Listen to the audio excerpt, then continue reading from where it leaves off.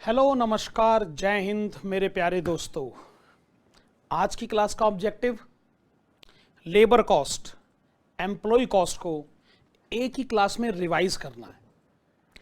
जितने भी ऐसे इंपॉर्टेंट कंसेप्ट हो सकते हैं जो एग्जामिनेशन पॉइंट ऑफ व्यू से बड़े इंपॉर्टेंट हैं, बहुत रेलिवेंट हैं, उनको एक क्लास में रिवाइज करने के ऑब्जेक्टिव के लिए हम ये क्लास रिकॉर्ड करने जा रहे हैं जी।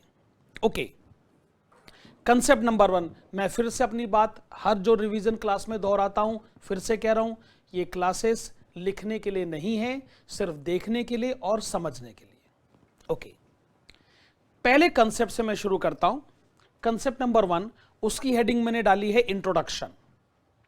भैया वेज कॉस्ट को सिंपल वर्ड्स में कैसे डिफाइन करेंगे, लेबर कॉस्ट को, एम्प्लॉय कॉस्ट को आप कैसे डिफाइन करेंगे? सिंपल वर्ड्स में अगर कहा जाए, it means what? amount paid to workers,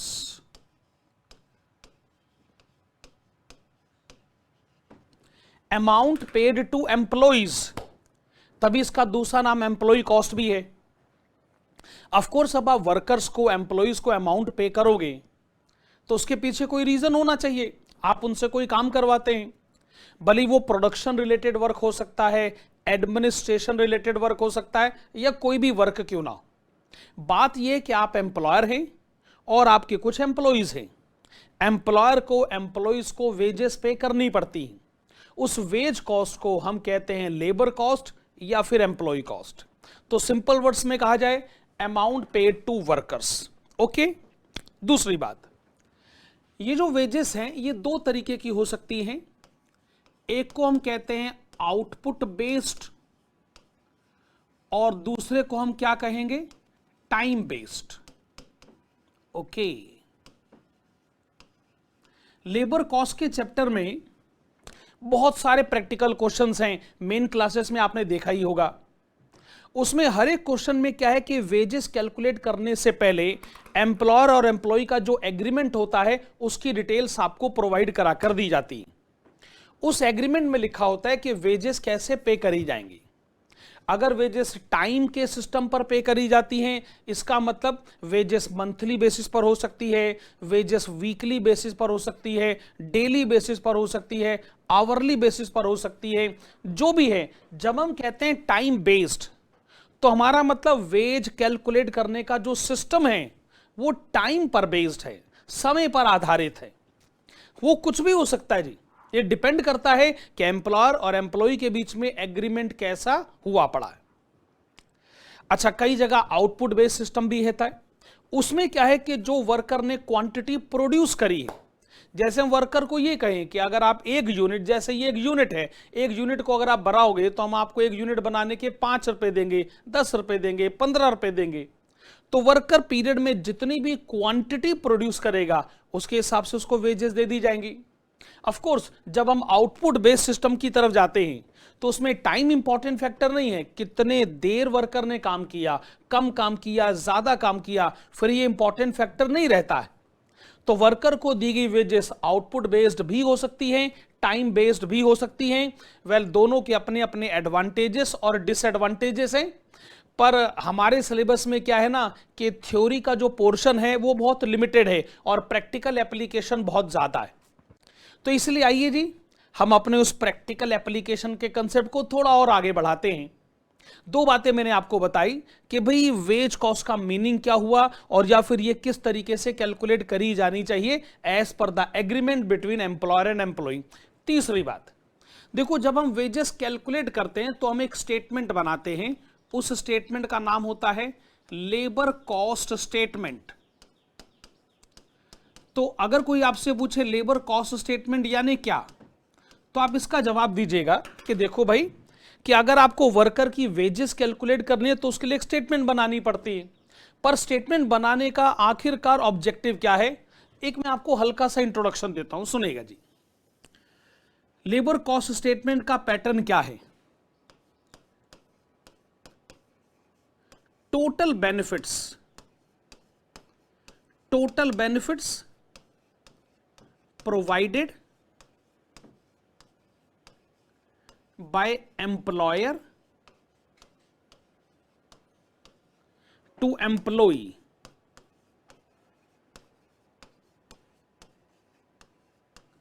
during a particular period. हम ये जानना चाहते हैं कि एम्प्लॉयर ने एम्प्लॉई को एक पर्टिकुलर पीरियड में कितने बेनिफिट्स दिए। हमें बेसिकली उस बेनिफिट्स का करना है टोटल। पर बेनिफिट से मेरा मतलब क्या है? देखिए, एम्प्लॉयर एम्प्लॉई को कह सकता है कि मैंने आपको पे करी बेसिक सैलरी, बेसिक वेजेस। ये एक तरीके का मिनिमम वेजेस हो गया जो एम्प्लॉयर की तरफ से एम्प्लॉय को दिया जाता है। फिर आप तो इनकम टैक्स सेट के भी स्टूडेंट हैं, आप जानते हैं कि डियरनेस अलाउंस हो सकता है या फिर अदर अलाउंसेस भी हो सकते हैं। बड़े सारे अलाउंसेस हैं। मैं तो कह रहा हूं कि जितने भी बेनिफिट्स एम्प्लॉयर ने एम्प्लॉइज को दिए हैं वो सारे के सारे आप ऐड करें। अच्छा, यहां पे हमारे कैलकुलेशन में और इनकम टैक्स की कैलकुलेशन का डिफरेंस आप समझिएगा।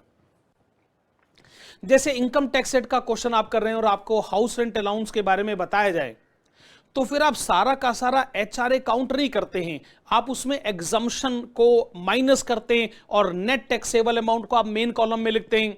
वेल, ये ऑब्जेक्टिव इनकम टैक्स लॉ के लिए ठीक है, लेकिन हमारा तो कॉस्ट अकाउंटिंग का ऑब्जेक्टिव है। हम आपको एग्जम्पशन के बारे में क्यों बताएंगे भला? तो इसलिए इनकम टैक्स की कैलकुलेशन कैसे होती है वो प्लीज आप वहीं पर रहने दीजिए। यहां पर आपको कोई एग्जम्पशन, कोई डिडक्शन माइनस करने की आवश्यकता नहीं है। एम्प्लॉयर ने एम्प्लॉय को कितने बेनिफिट्स दिए, बस बात खत्म। एग्जम्पशन डिडक्शन का तो सवाल ही पैदा नहीं होता। अच्छा, अलाउंसेस के अलावा और क्या हो सकते हैं? आप कह सकते हैं सर बोनस होता है। हाँ जी, जरूर जरूर। आप ये कह सकते हैं कि प्रोविडेंट फंड कंट्रीब्यूशंस हो सकते हैं जो एम्प्लॉयर की तरफ से होते हैं। एकदम सही बात है। आप ये कह सकते हैं सर बड़े सारे परक्यूजिट्स होते हैं, हम उनको पॉपुलरली पर्क्स के नाम से भी जानते हैं। ये बात भी सही है। अच्छा, हम एटसेट्रा लिखकर बात को आगे बढ़ाते हैं भाई, हम तो रिवाइज कर रहे हैं। अल्टीमेट कंक्लूजन ये है कि एम्प्लॉयर ने एम्प्लॉय को जितने भी बेनिफिट्स दिए, जितनी भी फैसिलिटीज दी, वो भले ही मनी में हो, कैश में हो या काइंड में हो, उसकी मॉनेटरी वैल्यू को हमने इसमें ऐड करना है।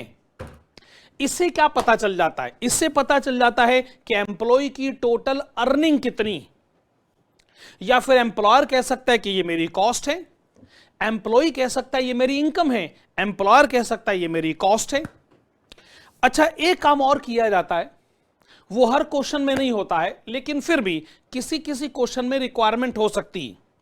वो क्या है? इसमें से माइनस किया जाता है provident fund deduction. Provident fund deduction minus करने के पीछे रीजन ये है कि अगर मान लीजिए क्वेश्चन आपसे ये पूछे कि एम्प्लॉय ने जितनी भी टोटल इनकम अर्न करी है उसमें से उसको आज कितना कैश मिलेगा। आज कितना कैश मिलेगा मतलब, अरे भाई, ये जो प्रोविडेंट फंड का डिडक्शन है बेसिकली ये रिप्रेजेंट करता है कि ये अमाउंट तो आपको रिटायरमेंट पर मिलेगा ना, ये तो आपका बेनिफिट है जो एक्यूमुलेट हो रहा है। और एम्प्लॉय को कहा जा रहा है ये वाला जो अमाउंट है आप प्रोविडेंट फंड अकाउंट में पड़ा रहने देंगे, ये आपको अभी नहीं मिलेगा, ये आपका रिटायरमेंट का बेनिफिट है। तो जैसे ही आप प्रोविडेंट फंड डिडक्शन को आप जैसे ही माइनस करते हैं तो बैलेंस जो अमाउंट आपको पता चलेगा मेरे प्यारे बच्चों, उसको हम लोग कहते हैं नेट टेक होम वेजेस। ये वो नेट वेजेस है, ये वो नेट वेजेस है जो एम्प्लॉय आज अपने घर लेके जा सकता है, उसको आज इतना कैश मिलता है। परफेक्ट, बहुत बढ़िया। तो बेसिकली वेजेस का इंट्रोडक्शन हो गया है। इसमें मैंने आपको बताया कि इसका मतलब है वर्कर को दिया गया अमाउंट, वर्कर को दी गई वेजेस जो टाइम बेस्ड हो सकती हैं, आउटपुट बेस्ड हो सकती हैं। जब भी आपको लेबर कॉस्ट स्टेटमेंट बनाना हो तो आप हमेशा सोचिएगा कि एम्प्लॉयर ने एम्प्लॉय को जितने भी बेनिफिट्स दिए उन सबका टोटल किया जाए और उसमें कोई एग्जम्पशन एज सच कुछ माइनस करने की आवश्यकता नहीं है, जैसा कि आप इनकम टैक्स की स्टडी में करते हैं। लेकिन आखिर में यहां पर अगर क्वेश्चन कहे कि आपको net take home wages calculate करनी है तो जो भी प्रोविडेंट फंड का डिडक्शन, जो भी प्रोविडेंट फंड का कंट्रीब्यूशन है उसको आप जरूर माइनस कर दीजिएगा। जो अमाउंट एम्प्लॉयर ने कंट्रीब्यूट करा है वो भी माइनस करिएगा और जो एम्प्लॉय ने खुद अपनी सैलरी में से कंट्रीब्यूट करवाया है वो भी माइनस करेगा, आपको नेट में पता चलेगा कि आज आप कितनी वेजेस घर लेके जा सकते हैं। ओके जी, बहुत बढ़िया रिवीजन की शुरुआत हुई है। मैं आपको ले चलता हूं कंसेप्ट नंबर 2 की तरफ। कंसेप्ट नंबर 2 की हेडिंग है एफिशिएंसी लेवल। देखो, लेबर कॉस्ट के हर एक प्रैक्टिकल क्वेश्चन में बोनस की कैलकुलेशन पक्का आ जाती है। बोनस के बगैर लेबर कॉस्ट का क्वेश्चन नहीं बनता जी। अच्छा, जो बोनस की कैलकुलेशन है ना, उसके जो क्वेश्चंस हैं वो दो तरीके से कैटेगराइज करे जा सकते हैं। एक कुछ ऐसे स्कीम्स हैं जो किसी फार्मूले पर बेस्ड हैं, उसका एक स्पेसिफिक फार्मूला है, उसको मैं आपको थोड़ी देर में बताता हूं। दूसरे सिचुएशन क्या है कि आपको कुछ डिटेल्स बताई जाएंगी कि ये इंडस्ट्री है, ये एम्प्लॉयर और एम्प्लॉय के बीच में एग्रीमेंट हुआ पड़ा है, उस एग्रीमेंट के हिसाब से एम्प्लॉयर एम्प्लॉय को बोनस ऐसे देगा और इस पर्टिकुलर सिचुएशन में देगा। तो ये हो गई situation oriented bonus scheme. Effectively दो तरीके की स्कीम हो गई, एक तो फार्मूला ओरिएंटेड यानी स्पेसिफिक फार्मूले को बेस बनाकर बोनस कैलकुलेट करना है, और दूसरी सिचुएशन ओरिएंटेड यानी जैसा भी एम्प्लॉयर और एम्प्लॉय का एक एग्रीमेंट हुआ पड़ा है। मैं कहता हूं कि जैसी मर्जी बोनस स्कीम क्यों ना हो, फार्मूले पर बेस्ड हो या सिचुएशन पर बेस्ड हो, पर हर एक में अगर कोई कैलकुलेशन करनी पड़ती है तो उस कैलकुलेशन का नाम है एफिशिएंसी लेवल। जब तक आप ये नहीं पता करोगे कि वर्कर एफिशिएंट है या नहीं है, बोनस कैसे कैलकुलेट होगा। और अगर वर्कर एफिशिएंट है भी तो यह भी पता करना पड़ता है कि वर्कर कम एफिशिएंट है कि ज्यादा efficient. In any case efficiency level बड़ा इंपॉर्टेंट, बड़ा रेलिवेंट एस्पेक्ट बनकर निकल कर आता है। अच्छा, अब एफिशिएंसी लेवल कैलकुलेट कैसे किया जाए इसके बारे में बात करते हैं। हमारे पास इसको कैलकुलेट करने के दो पैरामीटर्स हैं। जो पहला वाला पैरामीटर है वो आउटपुट पर बेस्ड है, और जो दूसरा वाला पैरामीटर है वो टाइम पर बेस्ड है।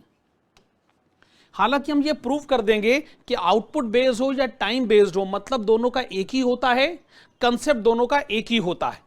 पहले मैं आपको बताता हूं कि अगर आउटपुट बेस्ड पैरामीटर को अडॉप्ट किया जाए तो वर्कर का एफिशिएंसी लेवल कैसे पता किया जाता है। फार्मूला बड़ा सिंपल सा है, ये फार्मूला आप कहीं पर भी अप्लाई कर सकते हैं। Well, this is actual output get it divided by standard output. और अगर आपको अपना आंसर परसेंटेज में चाहिए तो इफेक्टिवली आप इसको 100 से भी मल्टीप्लाई करना चाहेंगे तो actual output divided by standard output multiplied with 100। इस फार्मूले की मदद से वर्कर का एफिशिएंसी लेवल पता चलता है। आउटपुट बेस पैरामीटर अगर अप्लाई करा जाए तो ये पैरामीटर हर कोई अप्लाई करता है। मैं कहता हूं स्टूडेंट भी इस पैरामीटर को अप्लाई करता है, और तब से अप्लाई करता आ रहा है जब वो स्कूल लेवल में था। स्कूल में भी जब आप ये पता करते थे कि आपके कितने परसेंटेज मार्क्स आए हैं, भाई परसेंटेज मार्क्स हर स्टूडेंट के लिए एक बड़ा इंपॉर्टेंट पॉइंट ऑफ व्यू रहा है। तो वो कैसे परसेंटेज मार्क्स आप कैसे पता करते थे? आप यही सोचते थे ना कि actual marks scored divided by maximum possible marks multiplied with 100। ये बेसिकली क्या है? ये हम जैसे स्टूडेंट की एफिशिएंसी लेवल पता करते हैं उसी तरीके से वर्कर की एफिशिएंसी लेवल कैसे पता करी जाती है। कंसेप्ट बड़ा सिंपल सा है, actual output divided by standard output multiplied with 100। लेकिन अगर हम टाइम के पैरामीटर पे जाते हैं, टाइम पे पैरामीटर पे क्या कि सिचुएशन एकदम रिवर्स हो जाती है। और वर्कर का एफिशिएंसी लेवल कैसे कैलकुलेट होगा, हम इस फार्मूले को एकदम उल्टा कर देते हैं। फार्मूला क्या बन जाता है? Well, this is standard time divided by actual time multiplied with 100। देखो, एक पॉइंट जो है वो आप हमेशा सोचिएगा कि फार्मूला रिवर्स क्यों हुआ है। इसके पीछे की ये है कि आउटपुट ज्यादा बनना जितना अच्छी बात है, टाइम कम लेना भी उतनी बढ़िया बात मानी जाती है। आप कुछ ऐसे सोचिएगा कि मान लीजिए किसने ये कहा कि आउटपुट हमको बनाना तो चाहिए था 100 यूनिट्स, पर हमने आउटपुट बनाया 120 यूनिट्स। ऑफ कोर्स हम कहेंगे सिचुएशन बड़ी फेवरेबल है, सिचुएशन ज्यादा फेवरेबल है। अब जब आप एक्चुअल आउटपुट को स्टैंडर्ड आउटपुट से डिवाइड करोगे, मेरा मतलब है 120 यूनिट्स को 100 यूनिट से डिवाइड करोगे तो आपका आंसर 100% से तो ज्यादा आएगा। यहां पर 120% आ रहा है। एक्चुअल आउटपुट ज्यादा होना फेवरेबल सिचुएशन है कि नहीं? लेकिन अगर मैं इसको रिवर्स ऑर्डर में सोचता हूं कि मान लीजिए मैंने किसी को ये कहा कि आप आउटपुट को बनाकर बताइए 5 घंटे में, लेट अस अज्यूम, लेकिन जब मैंने उसके एक्चुअल टाइम को काउंट करा तो वही वाला आउटपुट एक्चुअल में 4 घंटे में बन गया। अब आप मुझे बताइए टाइम का कम लेना फेवरेबल इंपैक्ट हुआ कि नहीं? Obviously yes. तो इसीलिए जब आप फार्मूले की सेंस में जाते हैं तो आप कहते हैं standard time divided by actual time. Time आप कम लोगे तो ही तो आपका आंसर 100% से ज्यादा आएगा, और जितना आप 100% से ज्यादा एफिशिएंसी लेवल को पता करेंगे आपको लगेगा कि आप उतने ज्यादा मोर वैल्यूएबल वर्कर बनते जा रहे हैं। तो वैल्यूएबल वर्कर बनने के 2 पैरामीटर होते हैं। पहला पैरामीटर कि आप स्टैंडर्ड के कंपैरिजन में ज्यादा आउटपुट प्रोड्यूस करते हैं, और दूसरा पैरामीटर कि आप स्टैंडर्ड के कंपैरिजन में टाइम कम लेते हैं। लेकिन मैं अभी आपको कह रहा था कि फार्मूला टाइम बेस्ड हो या आउटपुट बेस्ड हो, मतलब उसका वही होता है। इसको समझाने के लिए मैं आपके पास एक बड़ा सिंपल सा एग्जांपल लेकर आता हूं। सिंपल सा एग्जांपल क्या है कि मान लीजिए हमने एक वर्कर को कहा कि हम आपको एक दिन में 10 घंटे का टाइम देते हैं। हमने वर्कर को कहा कि हम आपको एक दिन में 10 घंटे का टाइम देते हैं। ओके, आप एक काम करिए, हम आपसे एक्सपेक्ट करते हैं कि आप बनाएंगे 5 यूनिट्स पर आवर। आप बनाएंगे 5 यूनिट्स पर आवर, ये हमारी उस वर्कर से एक्सपेक्टेशन है।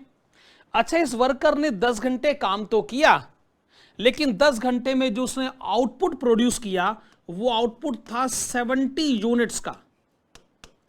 वो आउटपुट था 70 यूनिट्स का। हमने सोचा चलो आइए वर्कर का एफिशिएंसी लेवल पता करते हैं। तो हम पहले वाले फार्मूले की शरण में गए। हमने कहा actual output divided by standard output, तो पता चला कि एक्चुअल आउटपुट तो है 70 यूनिट्स। बड़ी अच्छी बात है। अच्छा, इस वर्कर ने काम किया है 10 घंटे, और हमने इससे एक्सपेक्ट करा था कि ये एक एक घंटे में बनाएंगे 5 यूनिट। कितनी? 5 यूनिट। इस हिसाब से सोचे तो एक्सपेक्टेड आउटपुट कितना हो गया? 10 hours and 5 units per hour, it should have been 50 units. पर यूनिट्स आपने प्रोड्यूस करी 70। क्या इसका मतलब ये लिया जाए कि जो वर्कर है ये 140% एफिशिएंट है? ठीक बात है जी, क्योंकि एक्सपेक्टेशन के कंपैरिजन में आपकी जो एक्चुअल परफॉर्मेंस है वो अच्छी खासे बड़े लेवल पर गई। हमने आपसे उम्मीद लगाया था कि आप 10 घंटे में बनाएंगे 50 यूनिट, पर आपने बना डाली 70 यूनिट। तो आप ये कह सकते हैं कि आप 140% एफिशिएंट हैं। लेकिन जब मैं दूसरे फार्मूले पे जाता हूं, standard time divided by actual time, तो मैं क्या कहूंगा कि एक्चुअल में तो वर्कर ने काम खाली 10 घंटे ही करा है, लेकिन 10 घंटे में इन भाई साहब ने क्वांटिटी कितनी प्रोड्यूस करी? 70 यूनिट्स। अगर एक एवरेज वर्कर के पॉइंट ऑफ व्यू को सोचा जाए, एवरेज वर्कर वो हो गया ना जो 1 घंटे में 5 यूनिट बनाता है। तो आप मुझे बताइए कि अगर एक एवरेज वर्कर को मैं ये कहता कि आप 70 यूनिट बनाकर बताइए, तो क्या वो पॉसिबली 14 आवर्स का टाइम ले सकता था? तो 14 आवर्स हो गया standard time. Get it divided by actual time. आप जैसे इसको 100 से मल्टीप्लाई करेंगे ये भी 140% आ गया। पहले तो आप इस बात को स्वीकार करें कि एफिशिएंसी लेवल को भले ही आउटपुट बेस्ड फार्मूले से पता करा जाए, यानी actual output by standard output, भले ही टाइम बेस्ड फार्मूले से पता किया जाए, यानी standard time divided by actual time, ये 2 अलग अलग पैरामीटर नहीं हैं। ये आपको एक ही कंक्लूजन की तरफ ले जाते हैं। और एफिशिएंसी लेवल जैसे ही आप पता करेंगे तो क्या होगा कि बोनस की कैलकुलेशन बड़े आराम से मैनेज हो जाएगी। जैसे मान लीजिए कि एम्प्लॉयर ने एम्प्लॉय को कहा कि अगर आपका एफिशिएंसी लेवल 100% से ज्यादा होगा तो आपको बोनस मिलेगा। तो इसका मतलब एम्प्लॉय भी जानना चाहता है कि उसका एफिशिएंसी लेवल 100% से ज्यादा है कि नहीं। दूसरी बात हो सकता है कि एम्प्लॉयमेंट स्कीम में यह कहा गया हो कि अगर आपका एफिशिएंसी लेवल 100% से ज्यादा है तो 1% ज्यादा होने पर आपको 100 रुपए का बोनस मिलेगा, 200 रुपए का बोनस मिलेगा। तो वर्कर अब यह जानना चाहेगा कि वो 100% से कितना ज्यादा एफिशिएंट है। क्योंकि वो जानते हैं कि जितना आप 100% से आगे जाएंगे आपके बोनस का ह्यूज अमाउंट कैलकुलेट होता चला जाएगा। होने को यह भी हो सकता है कि स्लैब सिस्टम इंट्रोड्यूस कर दिया जाए कि अगर एफिशिएंसी लेवल 100% और 120% के बीच में हो, 120%, 140% के बीच में हो, या फिर फर्दर स्लैब बनाए जाए। इसका मतलब अगर एफिशिएंसी लेवल बड़ा इंपॉर्टेंट फैक्टर हो गया तो एम्प्लॉय का इस कैलकुलेशन में बहुत ज्यादा इंटरेस्ट डेवलप हो सकता है। तो एफिशिएंसी लेवल पता करने का पैरामीटर भी डिसाइड करना होगा। तो अल्टीमेट कंक्लूजन क्या है, या तो कैलकुलेट करें आउटपुट बेस्ड फार्मूले से या टाइम बेस्ड फार्मूले से, मतलब कुल मिलाकर वही होता है भाई।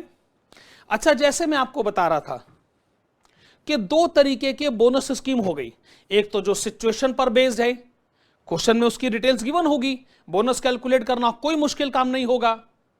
अब मैं आपको ले चलता हूं अगले कंसेप्ट की तरफ, जिसमें मैं आपको बताना चाहूंगा उन बोनस स्कीम्स के बारे में जो स्पेसिफिक फार्मूलों पर बेस्ड होती। आइए जी बढ़ते हैं आगे। कंसेप्ट नंबर 3 है formula oriented bonus schemes. Okay देखो, ये जो स्कीम्स है ना, इसको आप दो तरीके से कैटेगराइज करिएगा। एक है प्रीमियम स्कीम्स और दूसरी को आप कह सकते हैं अदर स्कीम्स। पर अदर स्कीम्स के साथ देखिए हमने क्या लिखा है, not in CA inter syllabus, ये आपके सीए इंटरमीडिएट के सिलेबस का पार्ट नहीं है। लेकिन जितना मैं आप लोगों को पहचानता हूं, आप लोग खाली सीए इंटरमीडिएट की तैयारी नहीं कर रहे हैं, आप जरूर ग्रेजुएशन की भी तैयारी कर रहे होंगे और हो सकता है कि आपके दिमाग में सीएस सीएमए भी हो। तो ये जो स्कीम्स है ना, ये सीए इंटर के सिलेबस में भले ही ना रही हो, पर बाकी जगह ये स्कीम आज भी है। इसलिए जब हमने मेन क्लासेस कवर करी थी तब हमने ये सारी की सारी स्कीम्स स्टूडेंट्स को लिखवा कर दी हैं और हर एक के प्रैक्टिकल क्वेश्चन भी करवा कर दिए हैं। भाई हम स्टूडेंट से ये थोड़ी उम्मीद लगाते हैं कि सीए के लिए तो हमारे पास आएगा, बाकी सब्जेक्ट की भी तो रिक्वायरमेंट हम ही को पूरी करके देनी है। तो एक ही बार कॉस्ट अकाउंटिंग पढ़िए, भले वो सीए के सिलेबस के पॉइंट ऑफ व्यू से पढ़ना हो, ग्रेजुएशन की कवरेज भी उसी में हो जानी चाहिए। हाँ, मैं मानता हूं कि आपका ज्यादातर ध्यान प्रीमियम स्कीम पर होना चाहिए जहां तक सीए इंटर के एग्जाम का सवाल है। इवन प्रीमियम स्कीम्स में भी जो दो स्कीम्स हैं, हालसे और रोवन स्कीम, बहुत ज्यादा इंपॉर्टेंट है। आप ये मान के चलिए कि ये जैसे मटेरियल कॉस्ट में economic order quantity most important माना गया है, उसी तरीके से लेबर कॉस्ट में अगर कोई मोस्ट इंपॉर्टेंट कंसेप्ट है तो वो है हालसे स्कीम और रोवन स्कीम। अब मैं चाहूंगा कि एक स्पेसिफिक वीडियो मैं आप लोगों को दिखाऊं जो हालसे और रोवन स्कीम के फार्मूलों को भी बताए और इन दोनों की कंपैरेटिव स्टडी भी करे। हमने जब इसकी मेन क्लासेस रिकॉर्ड करी थी तो उसमें एक ऐसा वीडियो का पोर्शन है कि जिसमें जो हालसे और रोवन स्कीम्स की बहुत बढ़िया, बड़े अच्छे ढंग से कंपैरेटिव स्टडी करेगा। अब मैं यहां पर अपनी टेक्निकल टीम को डायरेक्शन देता हूं कि अब एक काम करते हैं, इसमें वो वाला वीडियो अटैच कर देते हैं जो हालसे और रोवन स्कीम पर कंसंट्रेटेड है। हालसे स्कीम ये कहती है कि पहले आप वर्कर को वेजेस तो पे कर दो, वेजेस पे करने के बाद जब आप बोनस कैलकुलेट करोगे तो बोनस कैलकुलेट करने का एक सिस्टम है। वेजेस आप पे कर दो, वर्कर ने जितने भी घंटे काम किया है, जितना भी टाइम उसने डिवोट किया है, उस टाइम के हिसाब से आप वर्कर को पहले वेजेस पे कर दो।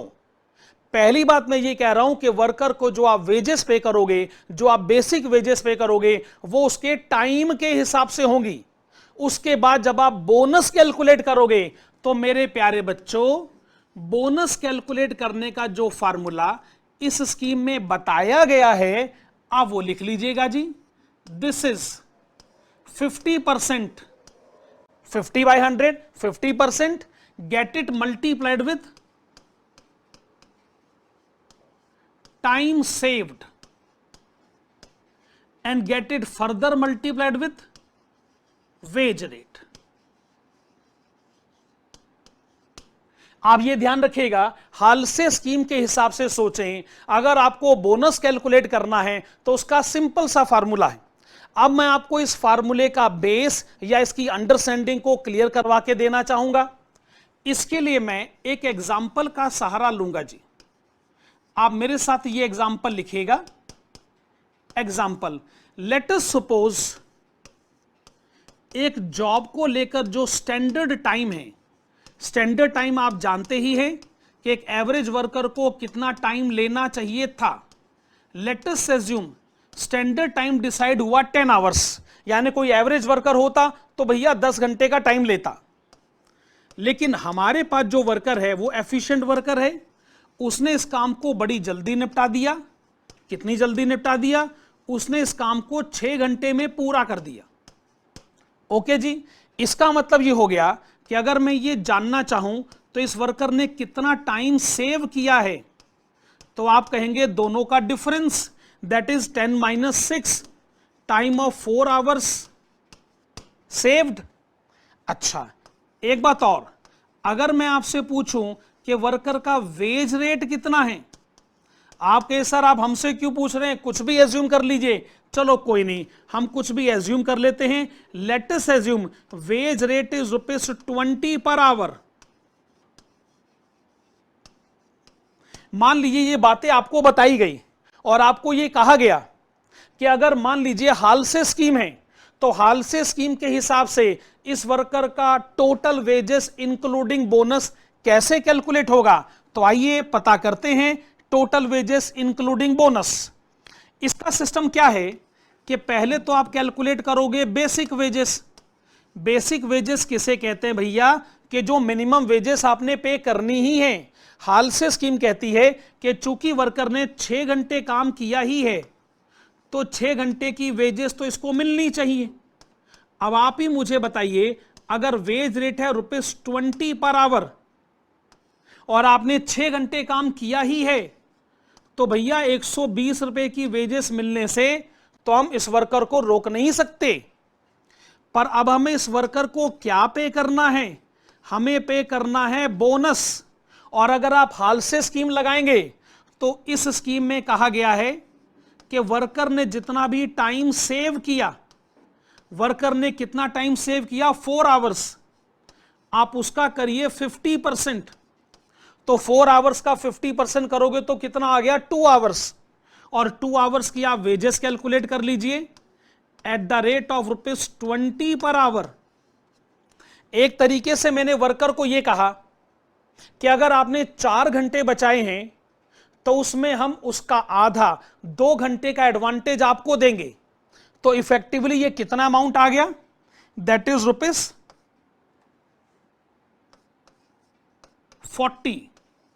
अब आप इन दोनों का टोटल कर लीजिए। क्या इन दोनों का टोटल आ गया ₹160? Point valid. अच्छा, मैं हाल से स्कीम को ऐसे सोचता हूं, मैं हाल से स्कीम को ऐसे सोचता हूं कि भैया 10 घंटे का काम 6 घंटे में करो और 8 घंटे के पैसे ले जाओ। ध्यान से सोचिएगा, हाल से स्कीम का बेस क्या है? 10 घंटे का काम 6 घंटे में करो और 8 घंटे के पैसे ले जाओ, क्योंकि जो 4 घंटे आपने बचाए उसका 50% एडवांटेज हम आपको देंगे। वर्कर खुश, 6 घंटे काम किया, 8 घंटे के पैसे मिल गए। एम्प्लॉयर खुश, जो काम वैसे 10 घंटे में होता उसके मैंने 8 घंटे के पैसे दिए, मेरा काम हो गया जी। तो ये स्कीम इसीलिए अगर एम्प्लॉय को बहुत पसंद है तो एम्प्लॉयर को भी बहुत ज्यादा पसंद है। तो आप कुल मिलाकर इस स्कीम के बेस को समझिए। ये स्कीम कहती है कि वर्कर ने जितने घंटे काम किया उसके पैसे तो दे ही दो, प्लस उसने जितना टाइम सेव किया है as compare to average worker और नॉर्मल वर्कर, टाइम सेव्ड का 50% एम्प्लॉय को रिवॉर्ड मिलना ही चाहिए। पॉइंट आपको समझ में आ गया जी? Very good. स्कीम नंबर 1 से मैंने आपको इंट्रोड्यूस करवा के दे दिया है, या आप लोगों ने कॉपी भी कर लिया होगा। अब मैं आपका ध्यान स्कीम नंबर 2 की तरफ ले आता हूं। चलिए शाबाश, आप हेडिंग डालिएगा स्कीम नंबर 2। जब आप कहते हैं स्कीम नंबर 2, ये है जी रोवन स्कीम। रोवन स्कीम, ऐसा लगता है कि शायद रावण के छोटे भाई का नाम हो गया। हालांकि रावण के छोटे भाइयों का नाम हमें मालूम है, लेकिन आप समझ लीजिए शायद ये उसके कोई चचेरे भाई का नाम होगा। चलिए खैर छोड़िए, मजाक की बातें छोड़िए। हेडिंग है रोवन, रोवन स्कीम। तो रोवन स्कीम ये कहती है कि जैसे हालसे स्कीम में आप वर्कर को पहले वेजेस पे करते हैं, वैसे आप पे कर लीजिए, उसमें कोई चेंज नहीं है। लेकिन जब आप बोनस कैलकुलेट करिएगा तो बोनस कैलकुलेट करने का जो फार्मूला है वो होना चाहिए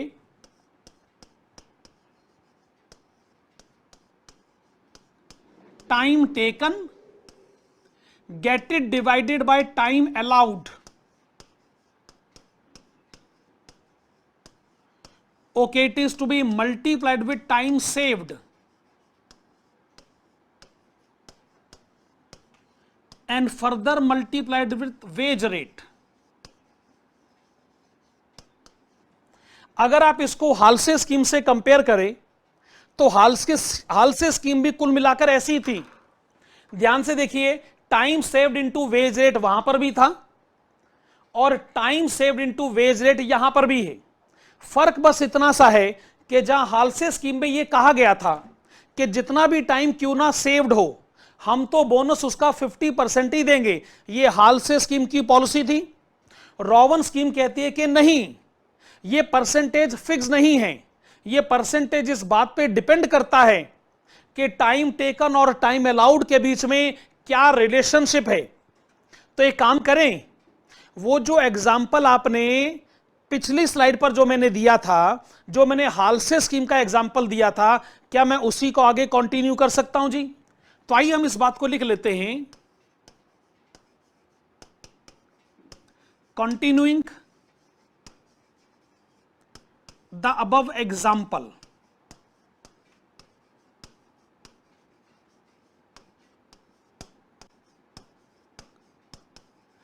total wages as per Rowan plan are computed below।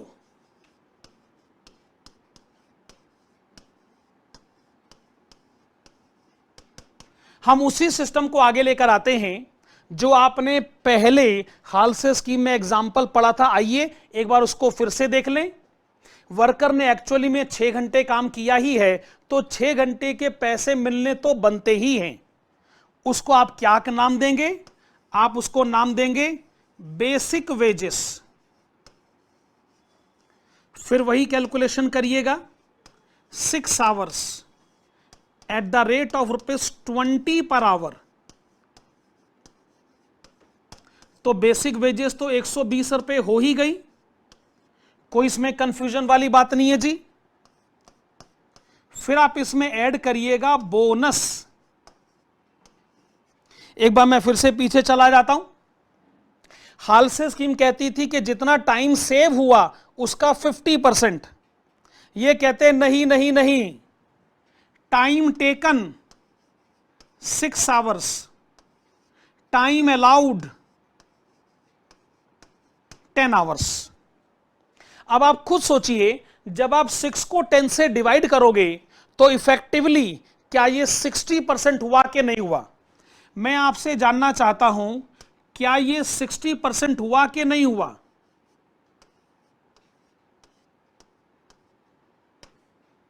आप कहेंगे हां जी, 6 को 10 से डिवाइड करने से 60% ही होता है। Now get it multiplied with time saved, that is 4 hours and wage rate ₹20 per hour. इसका मतलब आप ये कहना चाहते हैं कि जो टाइम सेव्ड है 4 आवर्स, उसका करा जाए 60%, ये आ गया 2.4 आवर्स, मल्टीप्लाई करें 20 से, तो इसका मतलब यहां पे जो आपने बोनस कैलकुलेट किया वो आ गया ₹48। तो मेरे प्यारे बच्चों, इस सिचुएशन में सोचा जाए तो वर्कर की टोटल वेजेस बनती हैं 168। मैं जानना चाहता हूं, हालसे स्कीम में वेजेस 160 थी, तो रोवन स्कीम में वेजेस 168 क्यों आ गई? इसका बेसिक रीजन यह है कि जहां हालसे स्कीम इस बात पर जिद करता है कि हम तो बोनस 50% ही देंगे, रोवन स्कीम कहता है नहीं, हम इस बोनस के रेट को बदल सकते हैं। यहां पे बोनस का रेट ज्यादा हो गया, 60% हो गया। ये बोनस का रेट कम भी हो सकता है, ये बोनस का रेट और ज्यादा भी हो सकता है। आप सोचिए कि मैं क्या मैसेज देना चाहता हूं। ये सब कुछ इस बात पे डिपेंड करेगा कि एक्चुअल टाइम कितना है। अगर ये एक्चुअल टाइम 9 आवर्स हो गया, 8 आवर्स हो गया, 7 आवर्स हो गया, 4 आवर्स हो गया, तो इसका मतलब जो रोवन स्कीम है वो अपनी पोजीशन को बदल सकती है। हालसे स्कीम अपनी पोजीशन को कभी नहीं बदलेगी, पर रोवन स्कीम में पोजीशन बदल सकती। अब आइए एकदम आखिर में क्या करते हैं, प्रैक्टिकल क्वेश्चन पर आने से पहले जो हमने जो हालसे और रोवन स्कीम पढ़ी है, इसकी एक कंपेरेटिव स्टडी करते हैं। आप लोगों ने यहां तक तो कॉपी कर ही लिया है, मैं जरा आगे बढ़ना चाहूंगा जी। ये मैं अगली स्लाइड पर आ गया और मेरी तरफ से हेडिंग है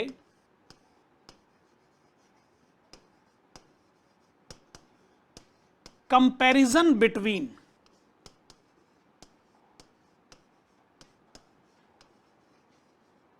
हालसे and Rowan scheme.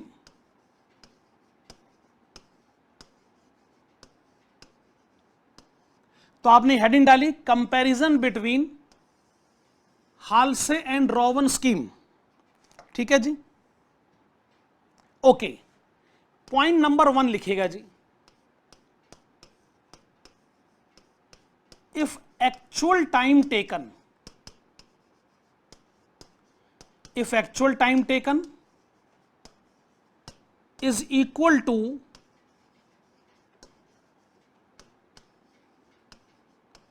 half of time allowed,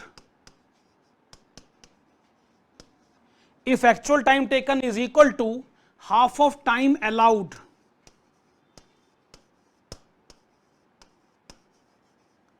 both the schemes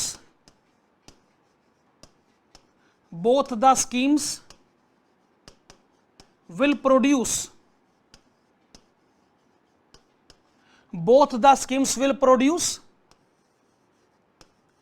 equal amount of bonus.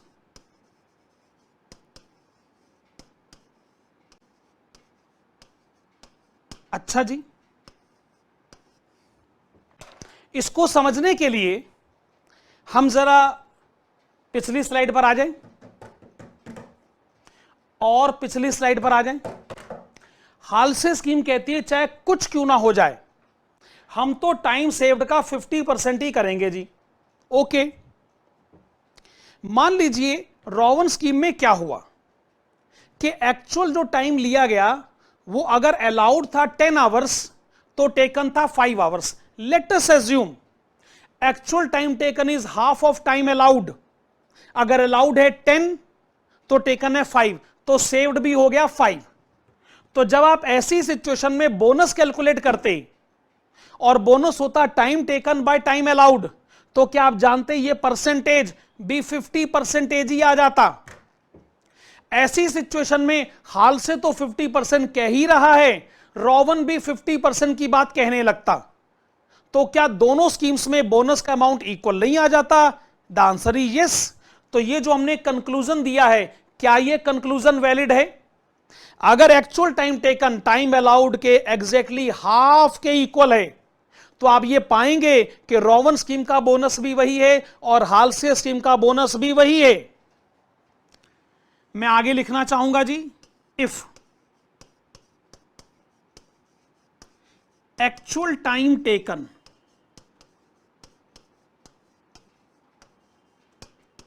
is more than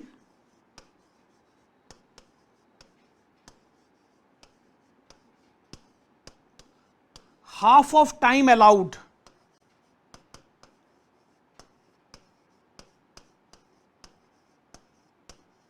मैं क्या कहना चाहता हूं जी कि जो टाइम अलाउड है उसके आधे से ज्यादा टाइम लिया गया है। अरे जो एग्जाम्पल मैंने आपको पिछली 2 स्लाइड्स पे लिखवा कर दिया था उसमें यही तो हुआ था। तो क्या होगा, Rowan scheme will produce more amount of bonus.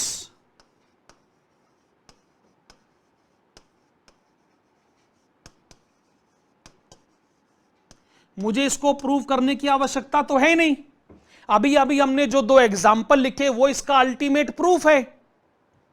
और कॉन्ट्रेरी पॉइंट आखिर में लिख लेते हैं जी। If actual time taken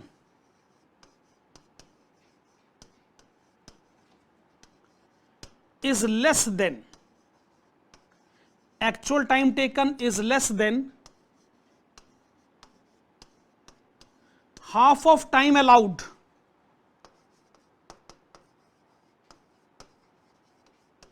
obviously आप जानते ही ऐसी सिचुएशन में क्या होगा,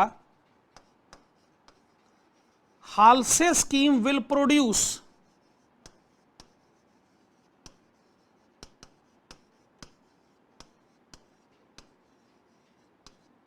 Halse scheme will produce more amount of bonus.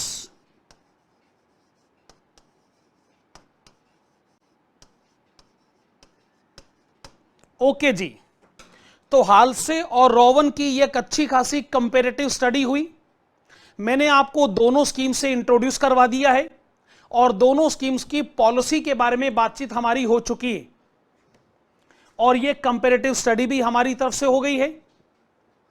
अब हम लोग तैयार हैं प्रैक्टिकल क्वेश्चंस पर आने के लिए। रोवन और हाल्से को समझने के बाद आइए थोड़ा सा टाइम एक और प्रीमियम स्कीम, मेरा मतलब है बार्थ स्कीम को देते।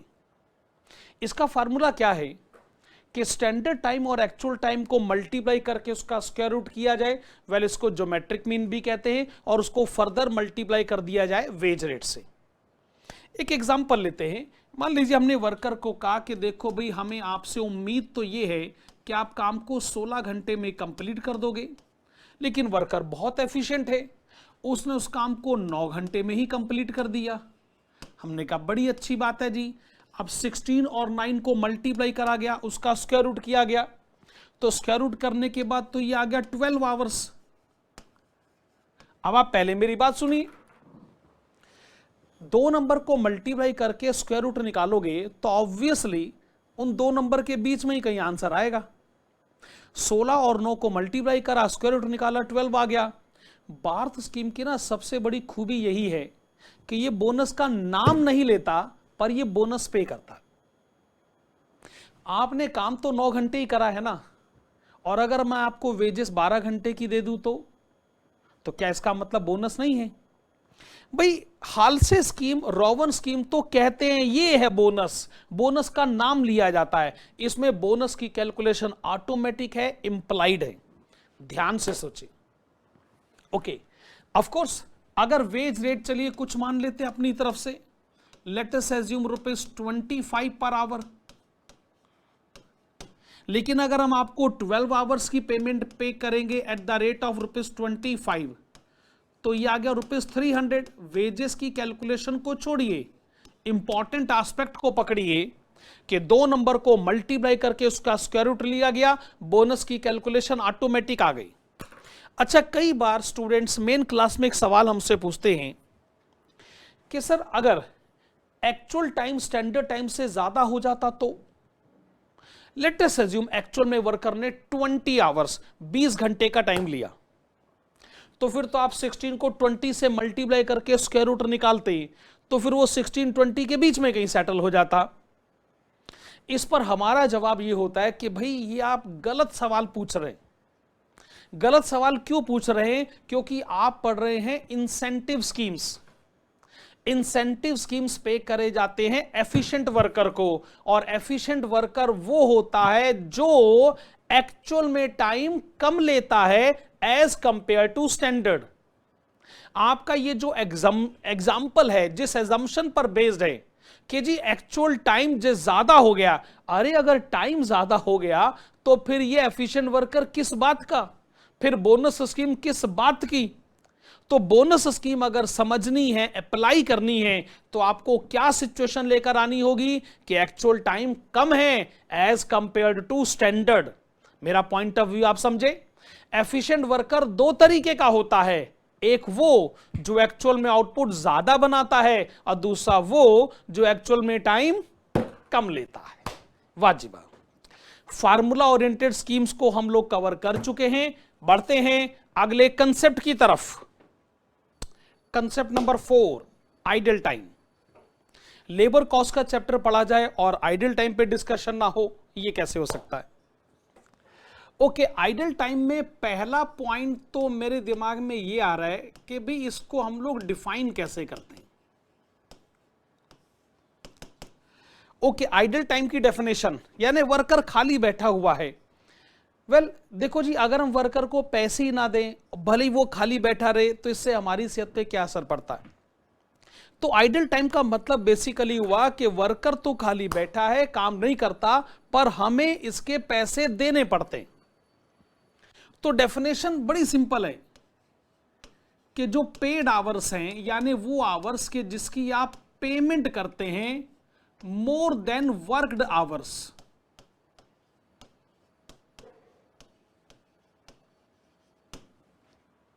भाई मान लीजिए आपने वर्कर को एक दिन में 10 घंटे की पेमेंट करी, लेकिन वर्कर ने काम किया खाली 8 घंटे। तो मेरे भाई इन दोनों का जो डिफरेंस हो गया 2 आवर्स, इसको आप कह सकते हो आइडल टाइम। तो आइडल टाइम वो टाइम हुआ कि हम जिसके पैसे तो देते हैं पर वर्कर इफेक्टिवली काम नहीं करता जी। चलिए, अच्छा जैसे आप लोग जब मटेरियल का चैप्टर पढ़ रहे थे उसमें जब वेस्टेज, स्क्रैप, स्पॉइलेज, डिफेक्टिव की कैलकुलेशन आ रही थी, लेबर में भी आप क्या सोचोगे कि जो आइडल टाइम की प्रॉब्लम आपके बिजनेस में है, इसके पीछे नॉर्मल और एबनॉर्मल दोनों रीजंस पॉसिबली हो सकते हैं, of course without any doubt. Normal situation आपके बिजनेस का नेचर डिफाइन करेगा और आप ही के पास एक्सपीरियंस के बेसिस पे डिसाइड किया जाता है। एबनॉर्मल सिचुएशन क्या हो सकती है कि भी ऑफ कोर्स ये हो सकता है आपकी इनएफिशिएंसी हो या अनएक्सपेक्टेड इवेंट्स के बेसिस पे डिसाइड किया जाए। अच्छा, जहां तक नॉर्मल सिचुएशन का सवाल है, ये तो बात आप अच्छी तरह जानते हैं, इसका जो अल्टीमेट बर्डन है वो कस्टमर पे शिफ्ट किया जाएगा। अच्छा, इसका बर्डन कस्टमर पे शिफ्ट किया जाएगा। ये सिचुएशन कैसे हैंडल करी जाती, इसको हम लोग बोलते हैं इन्फ्लेशन टेक्निक, यानी जो रिकवरी रेट है उसको इन्फ्लेट कर दिया जाए, कस्टमर से पैसे ज्यादा मांग लिए जाएं। जैसे आप कुछ ऐसे सोचिए कि हमने वर्कर को अपॉइंट करा 10 घंटे के लिए और हमने उसको कहा कि हम आपको पेमेंट करेंगे eight the rate of ₹27 per hour. तो जहां तक वेजेस की पेमेंट का सवाल है, भाई टोटल वेजेस तो 270 रुपए हो गई, सिंपल सा पॉइंट ऑफ व्यू है। लेकिन वर्कर कहता है जी मैं ना काम करता 10 घंटे, कुछ ऐसा टाइम है जो खराब होके रहेगा, वर्कर थोड़ा बहुत देरी से आएगा ही, बीच में आइडल टाइम की वजह से टाइम खराब होगा ही, फिर लंच टाइम है, बीच में टी ब्रेक है, ये है वो है, फलाना ढिमकाना। तो 9 घंटे कहां काम होगा जी, 10 घंटे कहां काम होगा? मान लीजिए कि 1 घंटे का हो गया नॉर्मल लॉस, आप मानिए कि वो है आइडल टाइम, और हमने वर्कर से काम करवाया 9 घंटे। तो इफेक्टिवली जो वेजेस की पेमेंट करी गई 10 घंटे पर, उसका बर्डन कौन एब्जॉर्ब करेंगे? 9 आवर्स। हम ये कहना ही बंद कर देते कि हम वर्कर को वेज पेमेंट करते at the rate of ₹27। No, हम कहेंगे कि हमको पड़ जाता है 270 divided by 9, well that is ₹30 per our.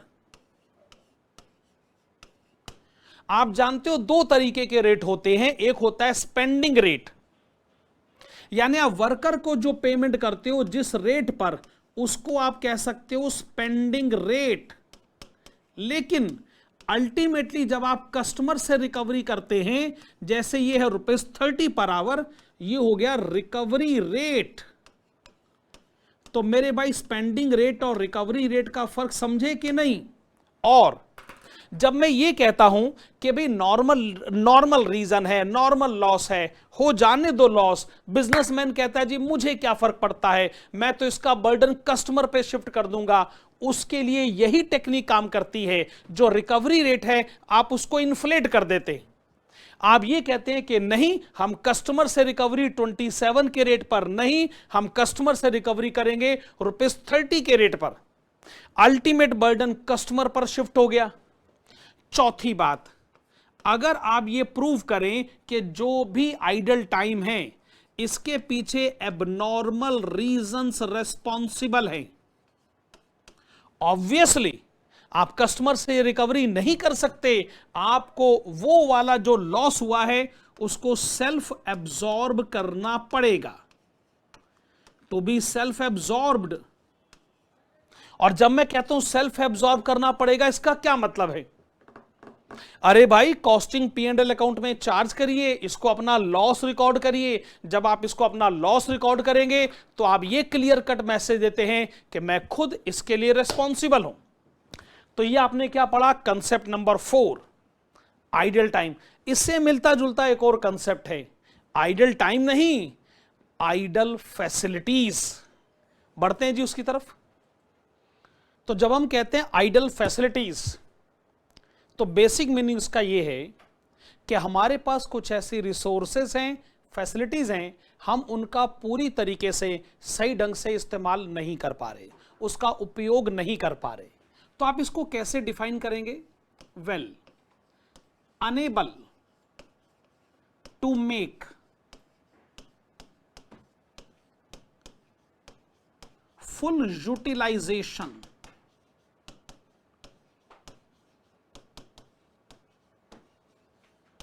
Of available resources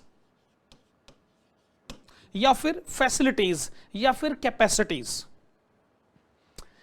जैसे अगर मैं आपको एग्जांपल दूं वैकेंट स्पेस इन बिल्डिंग का,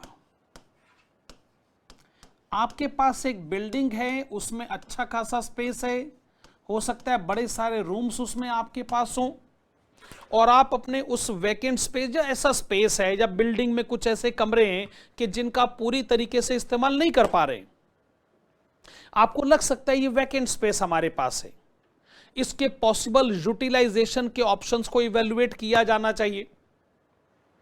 जैसे मैं आपको अपना एग्जांपल देता हूं, दिल्ली में लक्ष्मी नगर में जहां हमारी फेस टू फेस की क्लासेस होती हैं, उसमें बड़े सारे रूम्स हैं, हॉल्स हैं, हम उनका पूरी तरीके से यूटिलाइजेशन नहीं कर पाते।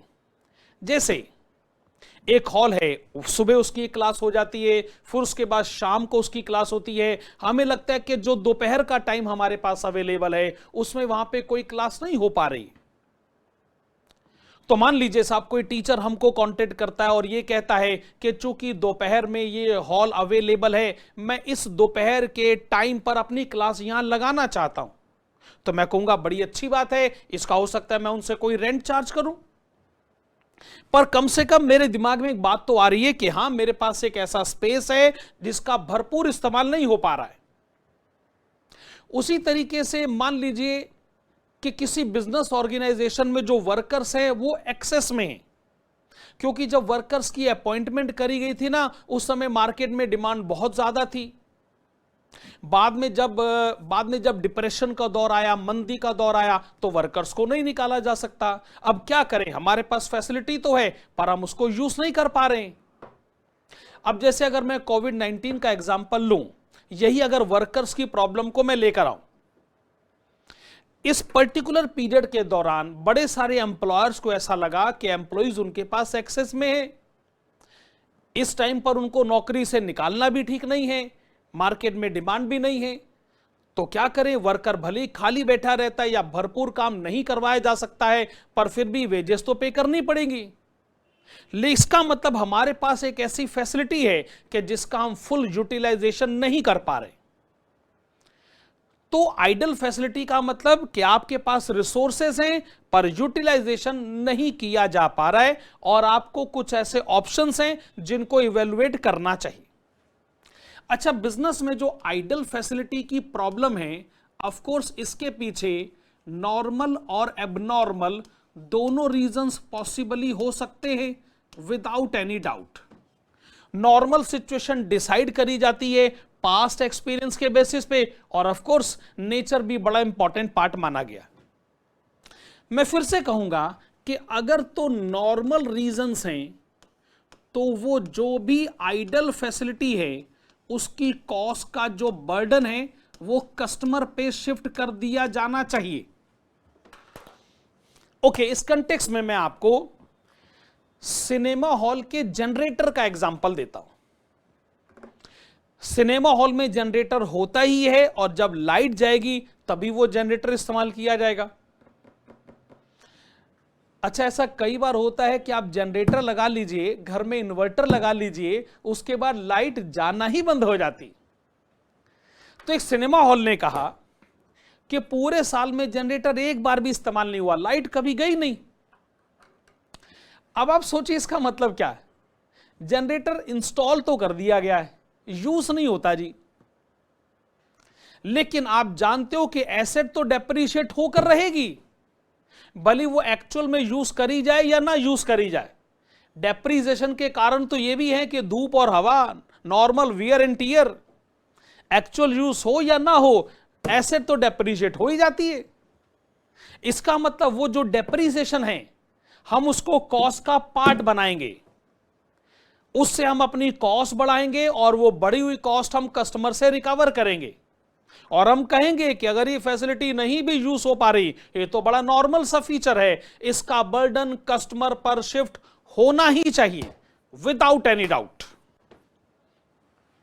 लेकिन अगर हम ये प्रूव कर दें कि इसके पीछे एबनॉर्मल रीजंस रेस्पॉन्सिबल है, तो भैया फिर ये वाली जो कॉस्ट है ये आपको सेल्फ एब्जॉर्ब करनी पड़ सकती है। सही बात है ना? और कैसे ट्रांसफर करिएगा? Costing profit and loss account में। तो इसलिए जब भी आप अपनी टोटल कॉस्ट पता करें, उस टोटल कॉस्ट में आइडल फैसिलिटी का अमाउंट आपको काउंट करना है या काउंट नहीं करना है, ये इस बात पे डिपेंड करता है कि वो आइडल फैसिलिटी जो है नॉर्मल इन नेचर है या एबनॉर्मल इन नेचर है। और आइडल फैसिलिटी और आइडल टाइम में डिफरेंस आप समझते हैं जी। आइडल टाइम वर्कर से रिलेटेड है, पर आइडल फैसिलिटी रिसोर्सेस से रिलेटेड है। बहुत बढ़िया कंसेप्ट था जी। मैं आपका ध्यान ले आना चाहूंगा अगले कंसेप्ट की तरफ। देखो भैया, इवैल्यूएशन के पॉइंट ऑफ व्यू से सोचा जाए ना तो दो कंसेप्ट बड़े इंपॉर्टेंट है। एक है जॉब इवैल्यूएशन, दूसरा है परफॉर्मेंस रेटिंग। जब मैं टर्म यूज करता हूं जॉब इवैल्यूएशन, तो बेसिकली मैं कहना चाहता हूं क्या ये वर्क को इवैल्यूएट करें, काम कैसा है, काम कैसे होना चाहिए, एक एवरेज वर्कर को इस काम को कैसे पूरा करना चाहिए, एक एवरेज वर्कर को इस काम के कितना रेम्युनरेशन मिल सकता है, अगर कोई एफिशिएंट वर्कर हो तो उसको कितना बोनस मिलना चाहिए, इंसेंटिव कैसे मिलने चाहिए। पर जब आप इवैल्यूएशन प्रोसीजर को एग्जीक्यूट कर रहे हैं तो आपके दिमाग में है जॉब ओनली वर्क। लेकिन जब आप कहते हो कि मैं वर्कर को इवैल्यूएट करना चाहता हूं, यानी ये जो वर्कर है, एक पर्टिकुलर वर्कर है, इसको काम कैसे करना चाहिए था, इसने काम कैसे करा है, इसको कितना इंसेंटिव मिलना चाहिए था। जब मैं वर्कर का कंपैरिजन एक स्टैंडर्ड वर्कर से करता हूं तो मैं परफॉर्मेंस रेटिंग में अपने आप को पाता हूं। लेकिन जब मैं सिर्फ वर्क को इवैल्यूएट करता हूं तो यहां पे इवैल्यूएशन वर्क का होता है और यहां पे इवैल्यूएशन वर्कर का होता है। हालांकि पैरामीटर्स आइडेंटिकल हैं, लेकिन एक इवैल्यूएशन वर्क का है और दूसरा इवैल्यूएशन वर्कर का है। सुनेगा, कौन कौन से पैरामीटर आपके पास हैं? ऑफ कोर्स एजुकेशन क्वालिफिकेशन को वर्क के पॉइंट ऑफ व्यू से भी सोचा जाएगा, वर्कर के पॉइंट ऑफ व्यू से भी सोचा जाएगा। और work experience, sense of responsibility यानी जिम्मेदारी का एहसास, उसके बाद एटीट्यूड ऑफ टीम वर्क, आप बाकी वर्कर्स को अपने साथ लेकर चलते हैं कि नहीं, डिसिप्लिन, डेडिकेशन, ये सारे के सारे फैक्टर अगर वर्क के पॉइंट ऑफ व्यू से डिस्कस करे जाए तो उसे कहते हैं जॉब इवैल्यूएशन। पर स्पेसिफिक वर्कर के पॉइंट ऑफ व्यू से डिस्कस करा जाए तो उसे कहते हैं परफॉर्मेंस रेटिंग। ओके, पहले मैं आपको बताना चाहूंगा परफॉर्मेंस रेटिंग हम क्यों करते हैं, हम एक वर्कर की सर्विस बुक क्यों बनाना चाहते हैं, हम वर्कर के परफॉर्मेंस को क्यों इवेल्युएट करना चाहते हैं। क्योंकि मैनेजमेंट को कुछ क्रूशल और इंपॉर्टेंट डिसीजन लेने हैं। सबसे बड़ा डिसीजन तो यही लेना है कि ये भैया एफिशिएंट वर्कर है कि नहीं, और अगर एफिशिएंट है तो कितना है। और आप जानते हैं कि एफिशिएंसी के बेसिस पर इसके बड़े सारे इंसेंटिव्स डिसाइड करने। फिर उसके बाद वर्कर के ट्रांसफर और प्रमोशन के भी डिसीजन है। देखो मैनेजमेंट का ना एचआर डिपार्टमेंट ये पूरी कोशिश करता है कि सही वर्कर सही जगह पर और सही समय पर होना ही चाहिए। इसका मतलब ये आपकी तरफ से पॉलिसी होनी चाहिए to appoint correct worker at correct place and at correct time. भाई सारे वर्कर्स ना एक जैसे कैपेबल नहीं होते, सारे वर्कर्स का एटीट्यूड भी एक जैसा नहीं है, सिचुएशन को हैंडल करने का जो सिस्टम है वो भी एक जैसा नहीं है। आपको मालूम होना चाहिए कि आपके हर वर्कर की क्या क्या एसेट है, क्या क्या लायबिलिटीज हैं। आपको मालूम होना चाहिए कि कौन सा वर्कर किस सिचुएशन को कैसे हैंडल कर सकता है। इसीलिए परफॉर्मेंस रेटिंग जॉब को ठीक ढंग से एग्जीक्यूट कराने में बहुत कामयाब होती। अच्छा, जब मैं कहता हूं कि हम जॉब इवेल्युएट करना चाहते हैं, काम कैसे होना चाहिए, तो उसके लिए 3 मेथड्स हमारे पास हैं। इनके सारे डिटेल्ड एक्सप्लेनेशन आपको मेन क्लासेस में मिल जाएंगे। रैंकिंग मेथड है। रैंकिंग मेथड कहता है कि देखो जो वर्कर की रैंक है, सीनियर वर्कर है, इसका मतलब सीनियरिटी के बेसिस पे या फिर किसी पर्टिकुलर ऑर्गेनाइजेशन में रैंक के बेसिस पे। जैसे अगर मैं पुलिस डिपार्टमेंट के बारे में बात करूं, आप लोगों ने टर्म सुने ही होंगे भाई कि कोई हवलदार होता है, कोई इंस्पेक्टर है, सब इंस्पेक्टर है, एसएचओ है, कमिश्नर है, ऐसे ये सारे के सारे क्या है, सब रैंक्स हैं। तो रैंक्स के बेसिस पे जब वर्क को डिफाइन किया जाता है तो उसको हम लोग कहेंगे ranking method of job evaluation. इसमें जिसका रैंक ज्यादा है उसकी रिस्पॉन्सिबिलिटी ज्यादा है, उसकी रेम्युनरेशन ज्यादा है, उसके इंसेंटिव ज्यादा है, एंड सो ऑन। दूसरे केसेस में मैं क्या देखता हूं, फैक्टर मेथड अप्लाई होता है। फैक्टर बेसिकली आपके इनपुट, मेरा मतलब है स्किल को भी रिप्रेजेंट करता है कि किसी जॉब को एग्जीक्यूट करने में कैसा खास किस्म का टैलेंट या स्किल चाहिए। तो जब आप evaluation purely on the basis of skill करते हैं तो उसको बोलते हैं फैक्टर मेथड। लेकिन जब आप रैंकिंग के बेसिस पे सोचते हैं तो ऑफ कोर्स उसको बोलते हैं रैंकिंग मेथड। लेकिन ऐसा बड़ी सारी ऑर्गेनाइजेशन में देखा गया है कि जहां रैंकिंग इंपॉर्टेंट फैक्टर है तो साथ में स्किल भी इंपॉर्टेंट फैक्टर है, यानी दोनों का कंबिनेशन। तो दोनों के कंबिनेशन को एक नाम दिया गया है पॉइंट्स मेथड। तो पॉइंट्स मेथड में रैंकिंग की भी सिग्निफिकेंस है और स्किल और टैलेंट की भी सिग्निफिकेंस रिकॉग्नाइज करी जाती है। ये हम लोगों ने इवैल्यूएशन के एस्पेक्ट को समझा, वर्क के पॉइंट ऑफ व्यू से भी और वर्कर के पॉइंट ऑफ व्यू से भी। ओके जी, बढ़ते हैं अगले कंसेप्ट की तरफ। नेक्स्ट कंसेप्ट आपके पास है लेबर टर्नओवर। हालांकि एक और इससे रिलेटेड टर्म है, वो है लेबर टर्नओवर रेशियो। उसके बारे में हम इसके बाद बात करेंगे। पहले जरा लेबर टर्नओवर के कंसेप्ट को डिस्कस करते हैं। देखो लेबर टर्नओवर को ना आप कुछ ऐसे समझिए कि अगर वर्कर काम को बीच में छोड़कर चला जाए या फिर एम्प्लॉयर को वर्कर को काम से निकालना पड़ जाए, इसकी वजह से एम्प्लॉयर का जो प्रोडक्शन रुक जाता है, प्रोडक्शन प्रोसीजर पे बहुत बड़ा फुल स्टॉप लग जाता है। क्यों फुल स्टॉप लगता है?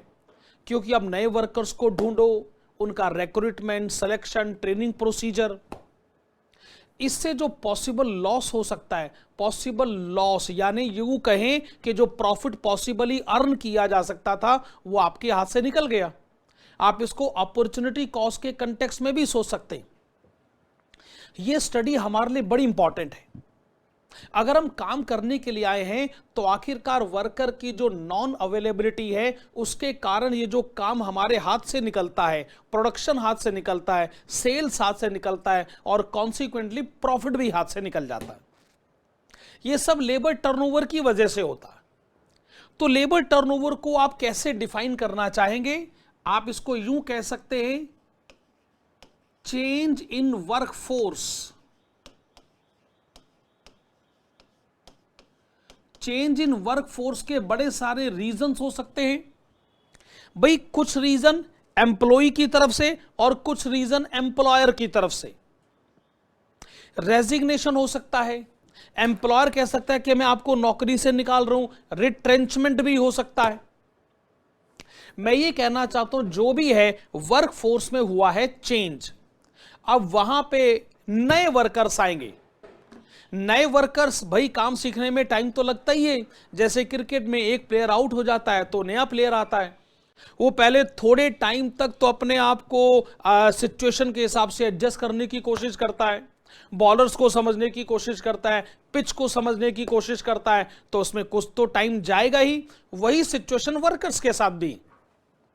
तो जब चेंज इन वर्कफोर्स होगा, पुराने के बदले नए वर्कर्स आएंगे, तो प्रोडक्शन जिस स्मूथ वे में पहले चल रहा होता है ना, वो मोमेंटम जो है ना वो लूज हो जाता है। उसको वापस पाने के लिए, उसको दोबारा गैदर करने के लिए अच्छा खासा टाइम और एफर्ट्स लगाने पड़ते। अच्छा खैर, ये तो हमने समझा कि भी लेबर टर्नओवर को आप डिफाइन कैसे करेंगे। अब एक काम करते हैं, डिस्कशन किसके ऊपर लेकर आते हैं, हाई और लो रेट। भाई जिस मर्जी बिजनेस के बारे में सोचे, लेबर टर्नओवर तो होता ही है साहब। चलिए जैसे मैं बैंक्स का एग्जांपल लेता हूं, बड़े सारे एम्प्लॉइज ऐसे हैं जो बैंक को छोड़कर चले जाते हैं क्योंकि उनको किसी दूसरे बैंक से मोर अट्रैक्टिव पैकेज पर ऑफर मिल जाता है। तो मैं ये कह रहा हूं जी, आप जिस इंडस्ट्री को बिलोंग करते हैं ना, उस इंडस्ट्री में नॉर्मल बेसिस पे कितने परसेंटेज का लेबर टर्नओवर है, उससे कंपेयर करने की आवश्यकता है। अगर तो आप जिस इंडस्ट्री को बिलोंग करते हैं, जैसे मान लीजिए 5% का रेट हमने लिया कि 5% लेबर टर्नओवर होता है तो रीजनेबल बात है। लेकिन अगर इससे ज्यादा होता है तो इसके क्या इंडिकेशन माने जाए? इसका साफ इंडिकेशन है कि जो वर्कर है वो आपकी ऑर्गेनाइजेशन के साथ खुश नहीं है, वो आपके साथ अपनी जॉब की सिक्योरिटी को नहीं देख पा रहा है, वो आपके पास अपने को अच्छे रेम्युनरेशन के लेवल पर जाता हुआ नहीं देख पा रहा है, वो आपके साथ अच्छी प्रमोशन नहीं देख पा रहा है। लेकिन अगर इंडस्ट्री के कंपैरिजन में आपके लेबर टर्नओवर का रेट कम है, इससे क्या इंडिकेशन मिलता है कि वर्कर आपके साथ जुड़कर खुश है, वो आपका साथ छोड़ के नहीं जाना चाहता, उसको लगता है कि यहां पे जॉब सिक्योरिटी है, अच्छा रेम्युनरेशन है, बढ़िया ट्रांसफर, प्रमोशन और बड़े सारे इंसेंटिव्स और बड़े सारे फायदे जुड़े हुए हैं। तो आपको ना अपने आप को ना एवरेज सिचुएशन से कंपेयर करना पड़ेगा, तो ही आप ये सोच सकते हो कि सिचुएशन आपके लिए फेवरेबल है या अनफेवरेबल है। चलिए मान लीजिए एक डिस्कशन हमारे सामने आता है कि लेबर टर्नओवर के पॉसिबली कौन कौन से रीजंस हो सकते हैं। वैसे तो जी ये हर एक के जो अपने अपने रीजंस हैं, जो अपने अपने पैरामीटर पे डिसाइड होते हैं, पर ऐसे जनरली सोचिए, मान लीजिए आप अपने आप को किसी एम्प्लॉय की जगह पाते हैं या आप अपने आप को किसी एम्प्लॉयर की जगह पाते हैं, तो वर्कर काम छोड़कर चला जाए, इसके पॉसिबल रीजन कौन कौन से हो सकते हैं। एग्जाम्पल्स के तौर पे जो सबसे बड़ा एग्जाम्पल मुझे नजर आता है वो है इनएडिक्वेट रेम्युनरेशन। मैं तो कहूंगा कि 90% केसेस में जब वर्कर काम छोड़ के चला जाता है तो उसका यही एक रीजन हो सकता है, इनएडिक्वेट रेम्युनरेशन, कि जी किसी दूसरी जगह मुझे रेम्युनरेशन ज्यादा मिल रहा है और इस ऑर्गेनाइजेशन में इससे ज्यादा रेम्युनरेशन मिलेगा नहीं, तो क्या करें क्या करें। मैं कहता हूं साहब, आप म्यूचुअल फंड्स का एग्जांपल लें, बैंकिंग का एग्जांपल लें, इंश्योरेंस का एग्जांपल लें, इसमें जितने भी एम्प्लॉइज काम करते हैं, अगर ये एम्प्लॉयर को बदलते हैं, पोजीशन को बदलते हैं, तो उसका 90% रीजन है कि नई जगह पर उनको मोर अट्रैक्टिव रेम्युनरेशन अट्रैक्ट करती, वाजिबा। दूसरा मुझे क्या लगता है, कुछ छोटे मोटे रीजंस भी, जैसे एक हो सकता है कन्फ्लिक्ट विद मैनेजमेंट। भाई मैनेजमेंट के साथ आपकी तनातनी है, आपको लगता है जी यहां पर ना हमारा काम होने वाला नहीं है भैया, यहां जो मैनेजमेंट है ना इससे हमारी बनती नहीं है, मतलब क्या बोलते हैं ना, वेव लेंथ हमारी मिलती नहीं है, और अगर हमको मान लीजिए मैनेजर्स को रिपोर्ट करना है और वो हमारी नहीं सुनते, हमारी रिस्पेक्ट नहीं करते हैं, हमारे विचारों का सम्मान नहीं करते, तो फिर छोड़िए भाई साहब, जाइए किसी दूसरे ऑर्गेनाइजेशन की तरफ। और भी कुछ रीजन हो सकते हैं, जैसे मान लीजिए कोई एम्प्लॉय ये कह सकता है डिससेटिस्फैक्शन, मैं ये जो काम कर रहा हूं मैं इससे सेटिस्फाइड नहीं, मुझे इसमें वो चार्म नजर नहीं आ रहा है, मेरा इसमें मन नहीं लग रहा है।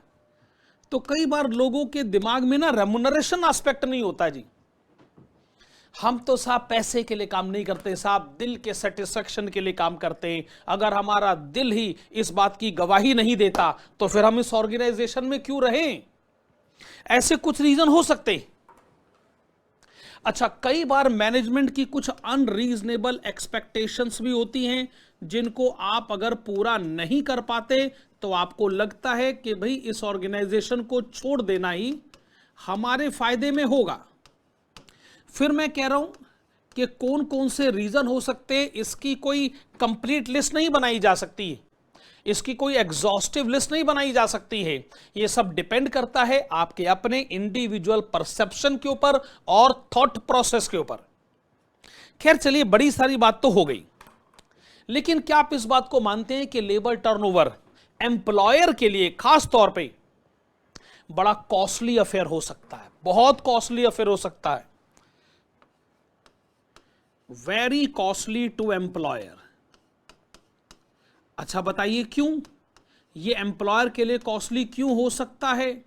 क्योंकि एम्प्लॉयर कहता है भैया काम तो मेरा ही है, प्रोडक्शन प्रोसीजर तो मेरा ही है, अब मुझे नए वर्कर्स के लिए दोबारा से सोचना पड़ेगा। भाई साहब, सिलेक्शन, रिक्रूटमेंट, ट्रेनिंग, एक तो इसमें कॉस्ट लगता है, दूसरा इसमें टाइम लगता है। जब मैं कहता हूं कॉस्टली टू द एम्प्लॉयर, तो ऑफ कोर्स उसमें कॉस्ट का इन्वॉल्वमेंट तो है ही। ये जो वैल्यूएबल टाइम हमारे हाथ से निकलता है, कई बार ऐसा लगता है कि इसकी तो पूर्ति हो ही नहीं सकती, इसकी तो भरपाई हो ही नहीं सकती। तो इसलिए लेबर टर्नओवर बहुत कॉस्टली आपके बिजनेस को पड़ सकता है। हम आपको एडवाइस क्या देना चाहेंगे, हम मैनेजमेंट को एडवाइस क्या देना चाहेंगे? Evaluate all the options, evaluate all the options so as to reduce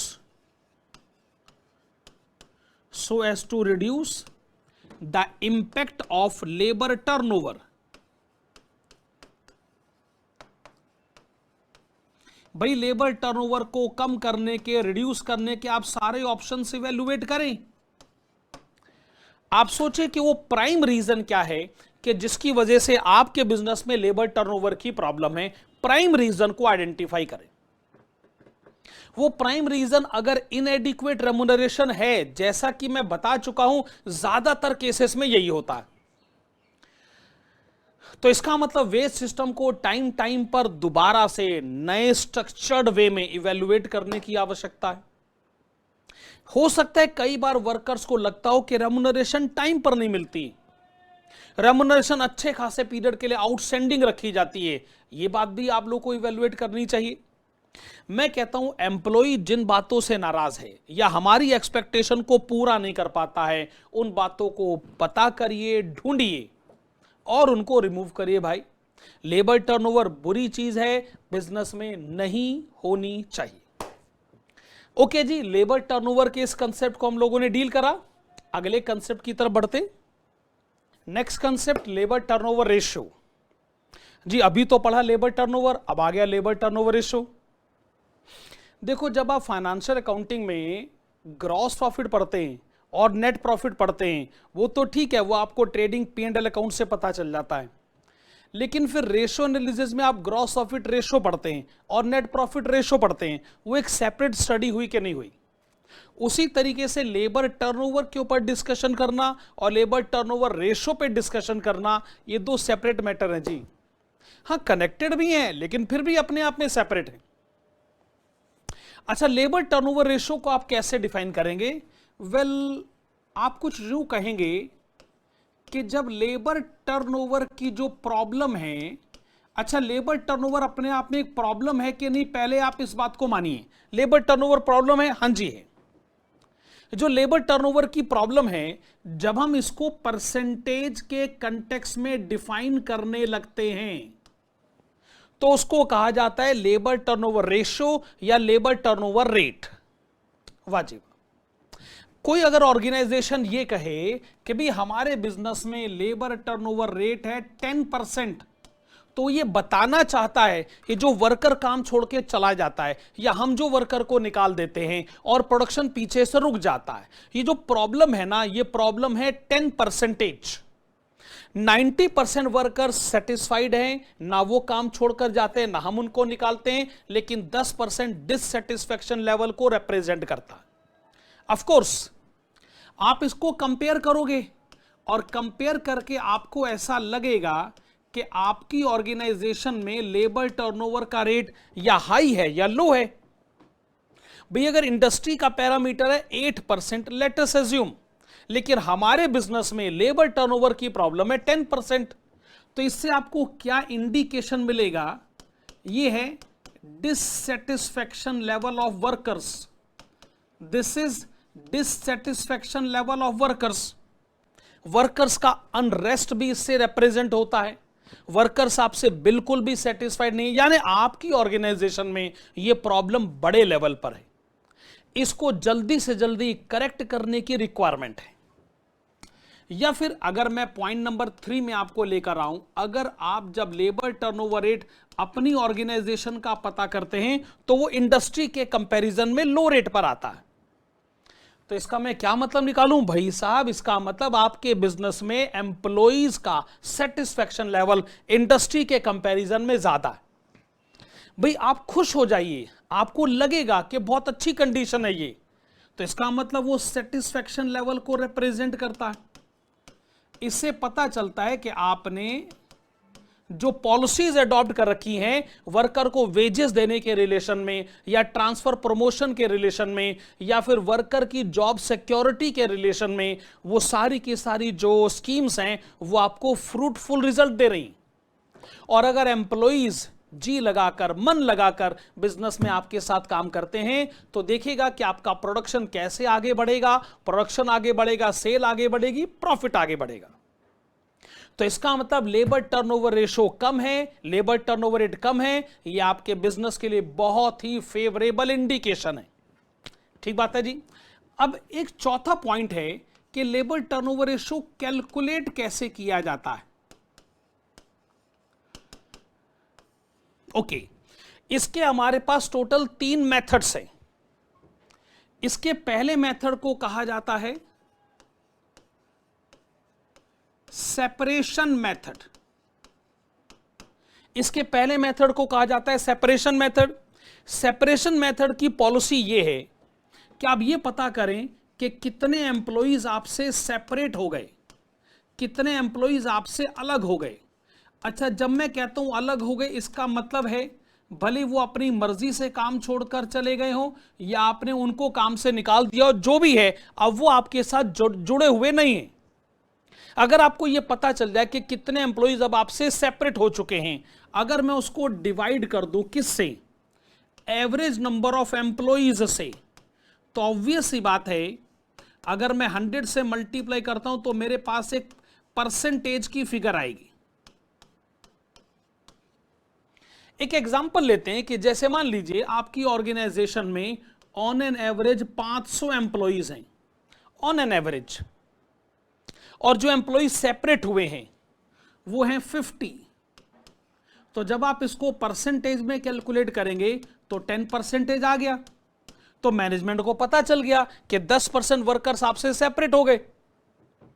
अब ये 10% अच्छा है बुरा है, चेक करिए इंडस्ट्री के पैरामीटर्स कैसे हैं। किसी ऑर्गेनाइजेशन में, किसी पर्टिकुलर सेक्टर में यह बड़ी नॉर्मल सी बात हो कि वर्कर छोड़कर चले जाते हैं, पर किसी ऑर्गेनाइजेशन में यह नॉर्मल बात ना हो। तो अच्छा या बुरा तो भाई साहब कंपेयर करके ही बताया जा सकता है, ऐसे सीधे तौर पर तो नहीं बताया जा सकता। अच्छा, दूसरा मेथड जो है ना उसको हम लोग कहते हैं रिप्लेसमेंट मेथड। क्या कहते हैं जी? Replacement method. इसका फार्मूला भी बड़ा सिंपल सा है, number of employees replaced, number of employees replaced, it gets divided by average number of employees. और अगर परसेंटेज में जानना है तो ऑफ कोर्स आपको 100 से मल्टीप्लाई करना पड़ेगा। अच्छा, मैं उसी एग्जाम्पल को वापस लेकर आता हूं, सुनेगा जी। आप कह रहे थे आपके pass on an average 500 employees हैं, ठीक है। अच्छा, आप ये भी कह रहे थे कि उसमें से 50 एम्प्लॉइज छोड़कर चले गए, हमने कहा वो भी ठीक है। पर जो 50 एम्प्लॉइज छोड़कर चले गए, 50 पोस्ट खाली हो गई, तो आपको नए वर्कर्स की आवश्यकता पड़ रही है कि नहीं? आप कहते हो जी 50 जो पोस्ट खाली हुई तो हमने नए वर्कर अपॉइंट करे और वो सिर्फ 40 अपॉइंट करे, रिप्लेस्ड। तो जब आप इसको परसेंटेज में कैलकुलेट करेंगे तो ये तो 8% आएगा। तो दूसरी पॉलिसी ये कहती है कि जब आप लेबर टर्नओवर की प्रॉब्लम डिस्कस करते हैं तो प्रॉब्लम ये नहीं है कि वर्कर छोड़कर चला गया, प्रॉब्लम ये है कि आपको नए वर्कर को रखना पड़ेगा, आपको नए वर्कर को ट्रेनिंग देनी। अच्छा, कुछ वर्कर ऐसे हैं कि जिनके छोड़ के जाने पर हम भी बड़े खुश होते हैं और हम कहते हैं कि इसके बदले में कोई नया वर्कर रखने वाला नहीं हूं। जब आपने खुद ये सोच लिया है कि नया वर्कर रखना ही नहीं है, तो फिर आप चिंता किस बात की कर रहे हो? चिंतित इस बात को लेकर मत होइए कि वर्कर छोड़ कर गया है, चिंतित इस बात को लेकर होइए कि प्रोडक्शन कहीं रुक ना जाए, इसलिए नया वर्कर रखना पड़ेगा। तो प्रॉब्लम सेपरेशन नहीं है, प्रॉब्लम रिप्लेसमेंट है। ऑफ कोर्स एक तीसरा मेथड भी है, उसको हम लोग कहते हैं फ्लक्स मेथड। फ्लक्स मेथड क्या कहता है कि देखिए, जितने एम्प्लॉइज आपको छोड़कर गए, नंबर ऑफ एम्प्लॉइज सेपरेटेड, उसमें आपको ऐड कर देना चाहिए वो एम्प्लॉइज जिन्होंने आपको ज्वाइन किया है। नंबर ऑफ एम्प्लॉइज ज्वाइंट, जिन्होंने आपको अभी ज्वाइन किया है। 100 से तो खैर आपको मल्टीप्लाई करना ही है। Get it divided by average number of employees.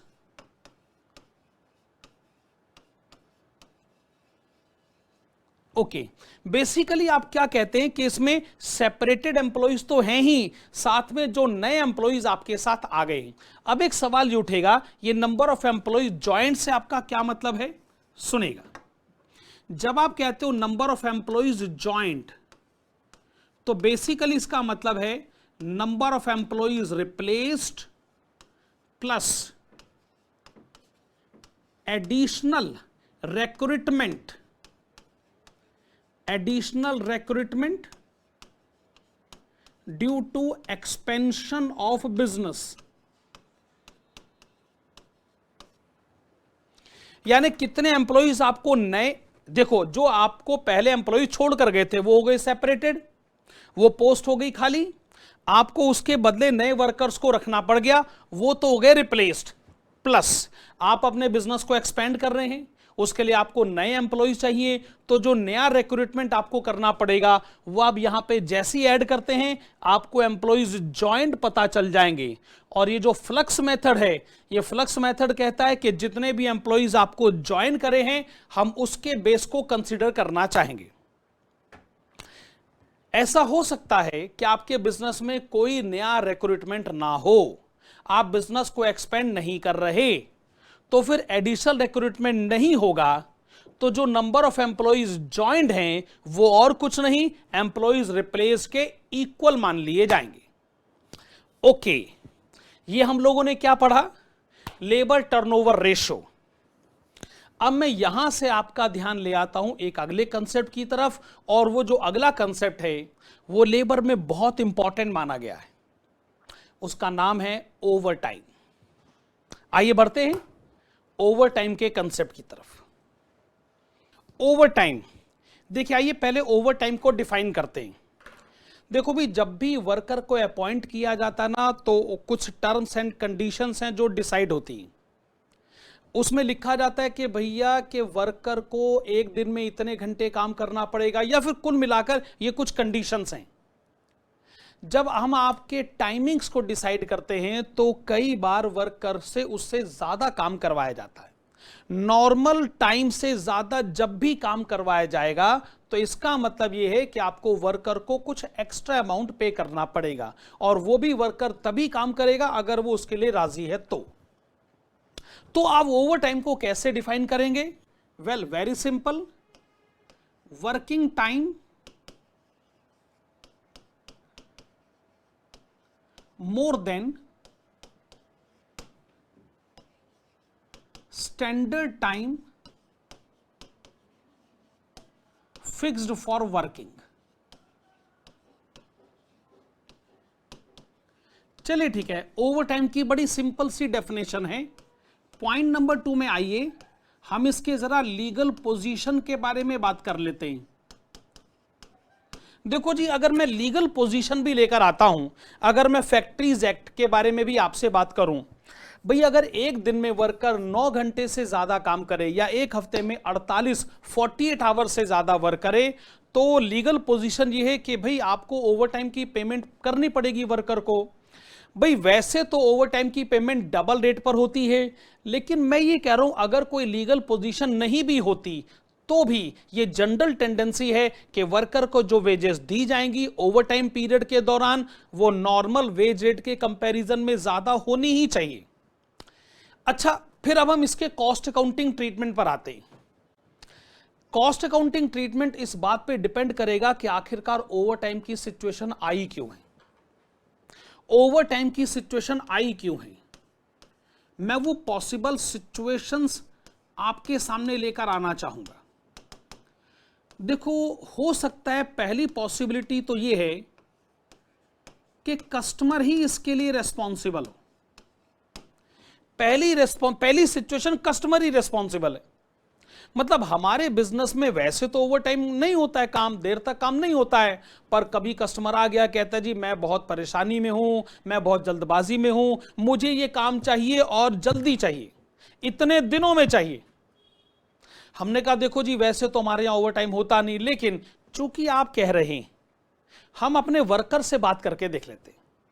अगर वर्कर कहे कि ठीक है जी वो भी तैयार है, हम कहेंगे ठीक है जी, जब वर्कर भी तैयार है, कस्टमर काम करवाना चाहता है तो हम भी तैयार हैं।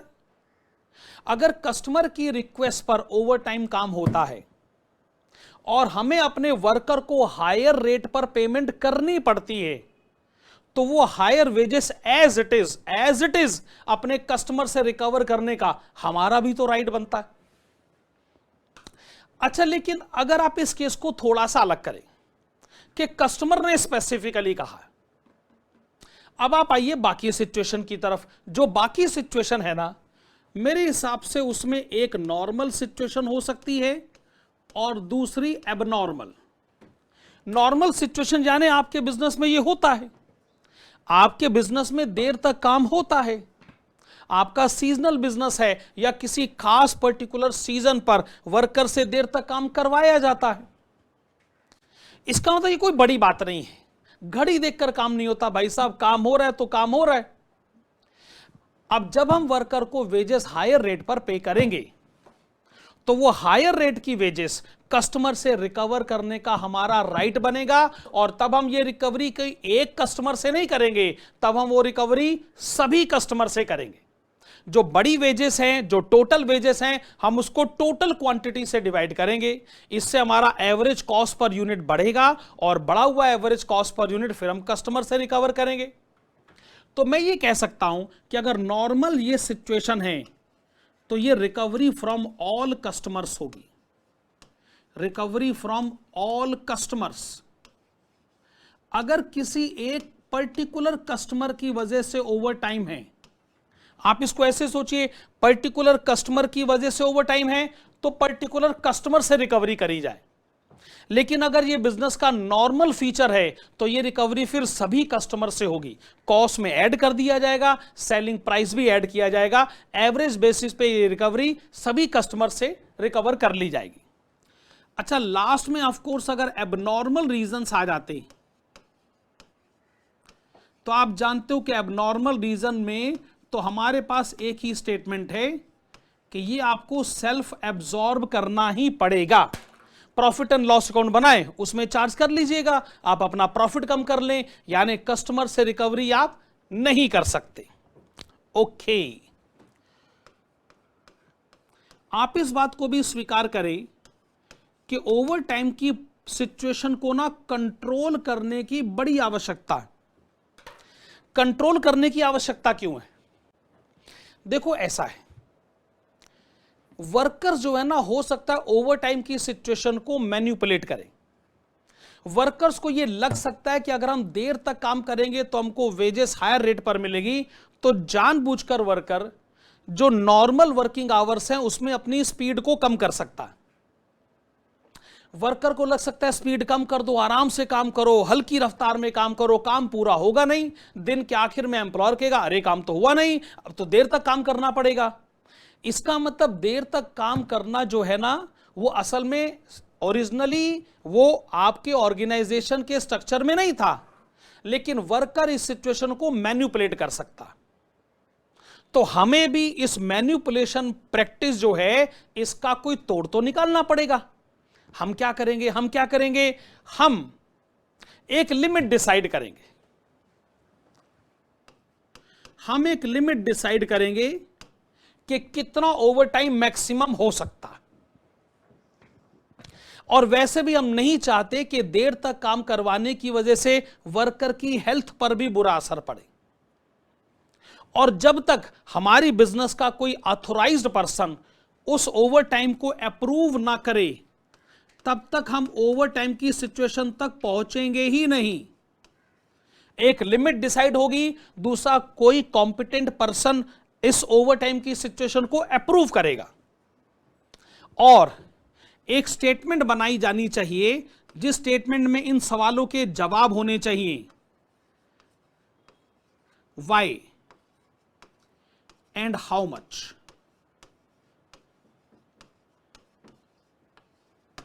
कि ओवर टाइम की सिचुएशन क्यों आई है, इसका रीजन पता किया जाए और इसको कितना ओवर टाइम चाहिए। मैनेजमेंट इस सिचुएशन को इवैल्यूएट करे और सोचे कि हाँ चलो ठीक है, ओवर टाइम की रिक्वायरमेंट है और फ्यूचर में वो ये प्रॉब्लम दोबारा नहीं आनी चाहिए। मैनेजमेंट को इस कंटेक्स्ट में भी जरूरी कदम उठाने चाहिए। वाजिबा। अब एक काम करते हैं, रिवीजन क्लास का आखिरी कंसेप्ट पिक करते हैं, और वो आखिरी कंसेप्ट कौन सा है? बढ़ते हैं जी अगली स्लाइड की तरफ। लास्ट में कंसेप्ट लेकर आते हैं, features of good waste system. एक अच्छे वेस्ट सिस्टम में कौन कौन सी विशेषताएं होनी चाहिए? सबसे पहली बात जो मैं कहूंगा वो है easily understandable.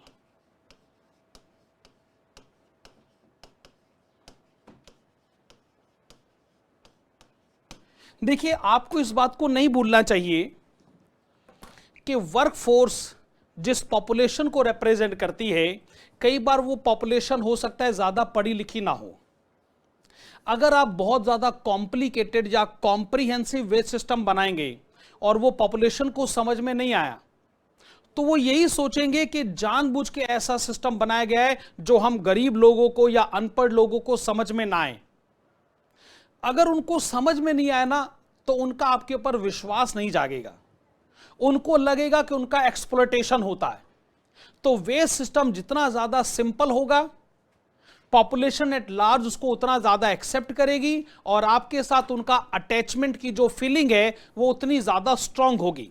Easily understandable system बनाना वक्त की जरूरत है, और वेस्ट सिस्टम इसको भरपूर और अच्छे ढंग से समझता है। दूसरी बात, ये जो वेज सिस्टम है ना, ये फेयर होना चाहिए।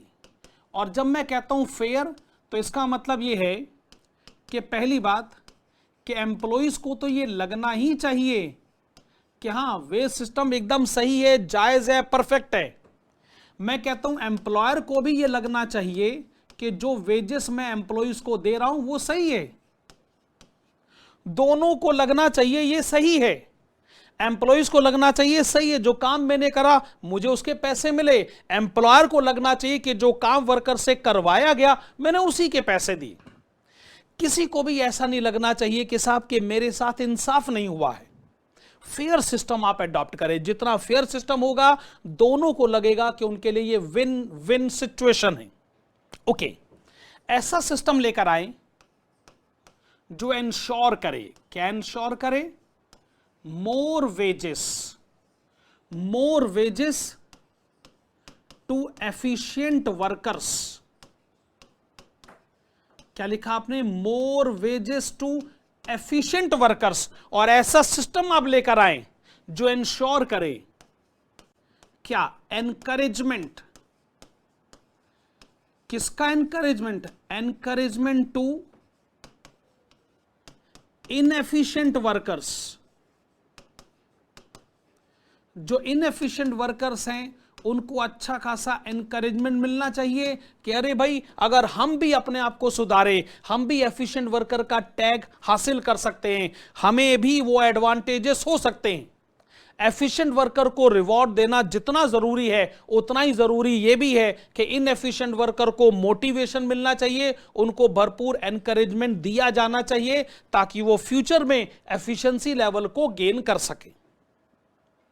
अच्छा जी, हम ये भी जानते हैं कि कुछ गवर्नमेंट रूल्स और रेगुलेशंस हैं, उनका पालन आपको जरूर करना है। अगर सरकार ने कुछ मिनिमम वेजेस जैसा कुछ कहा है तो आपको वर्कर को वो मिनिमम वेजेस हर हालत में देनी है। अगर सरकार कहती है कि आपको वर्कर्स को इस तरीके की कंडीशन प्रोवाइड कराकर देनी होगी तो आप इस बात का ध्यान रखेंगे। हेल्दी एनवायरनमेंट होना चाहिए, ऐसा एनवायरनमेंट आप क्रिएट करके दें कि जिससे वर्कर्स को लगे कि हाँ, एनवायरनमेंट बहुत अच्छा है और ऐसी एनवायरनमेंट में काम किया जाना चाहिए। और एक बात और ध्यान रखिएगा, इट शुड कंटिन्यू। वैसे तो दुनिया में ऐसा कुछ नहीं जो हमेशा चलता रहे, पर अगर सिस्टम हर कुछ दिनों के बाद बदल जाएगा ना तो सिस्टम के ऊपर लोगों का विश्वास नहीं जागेगा।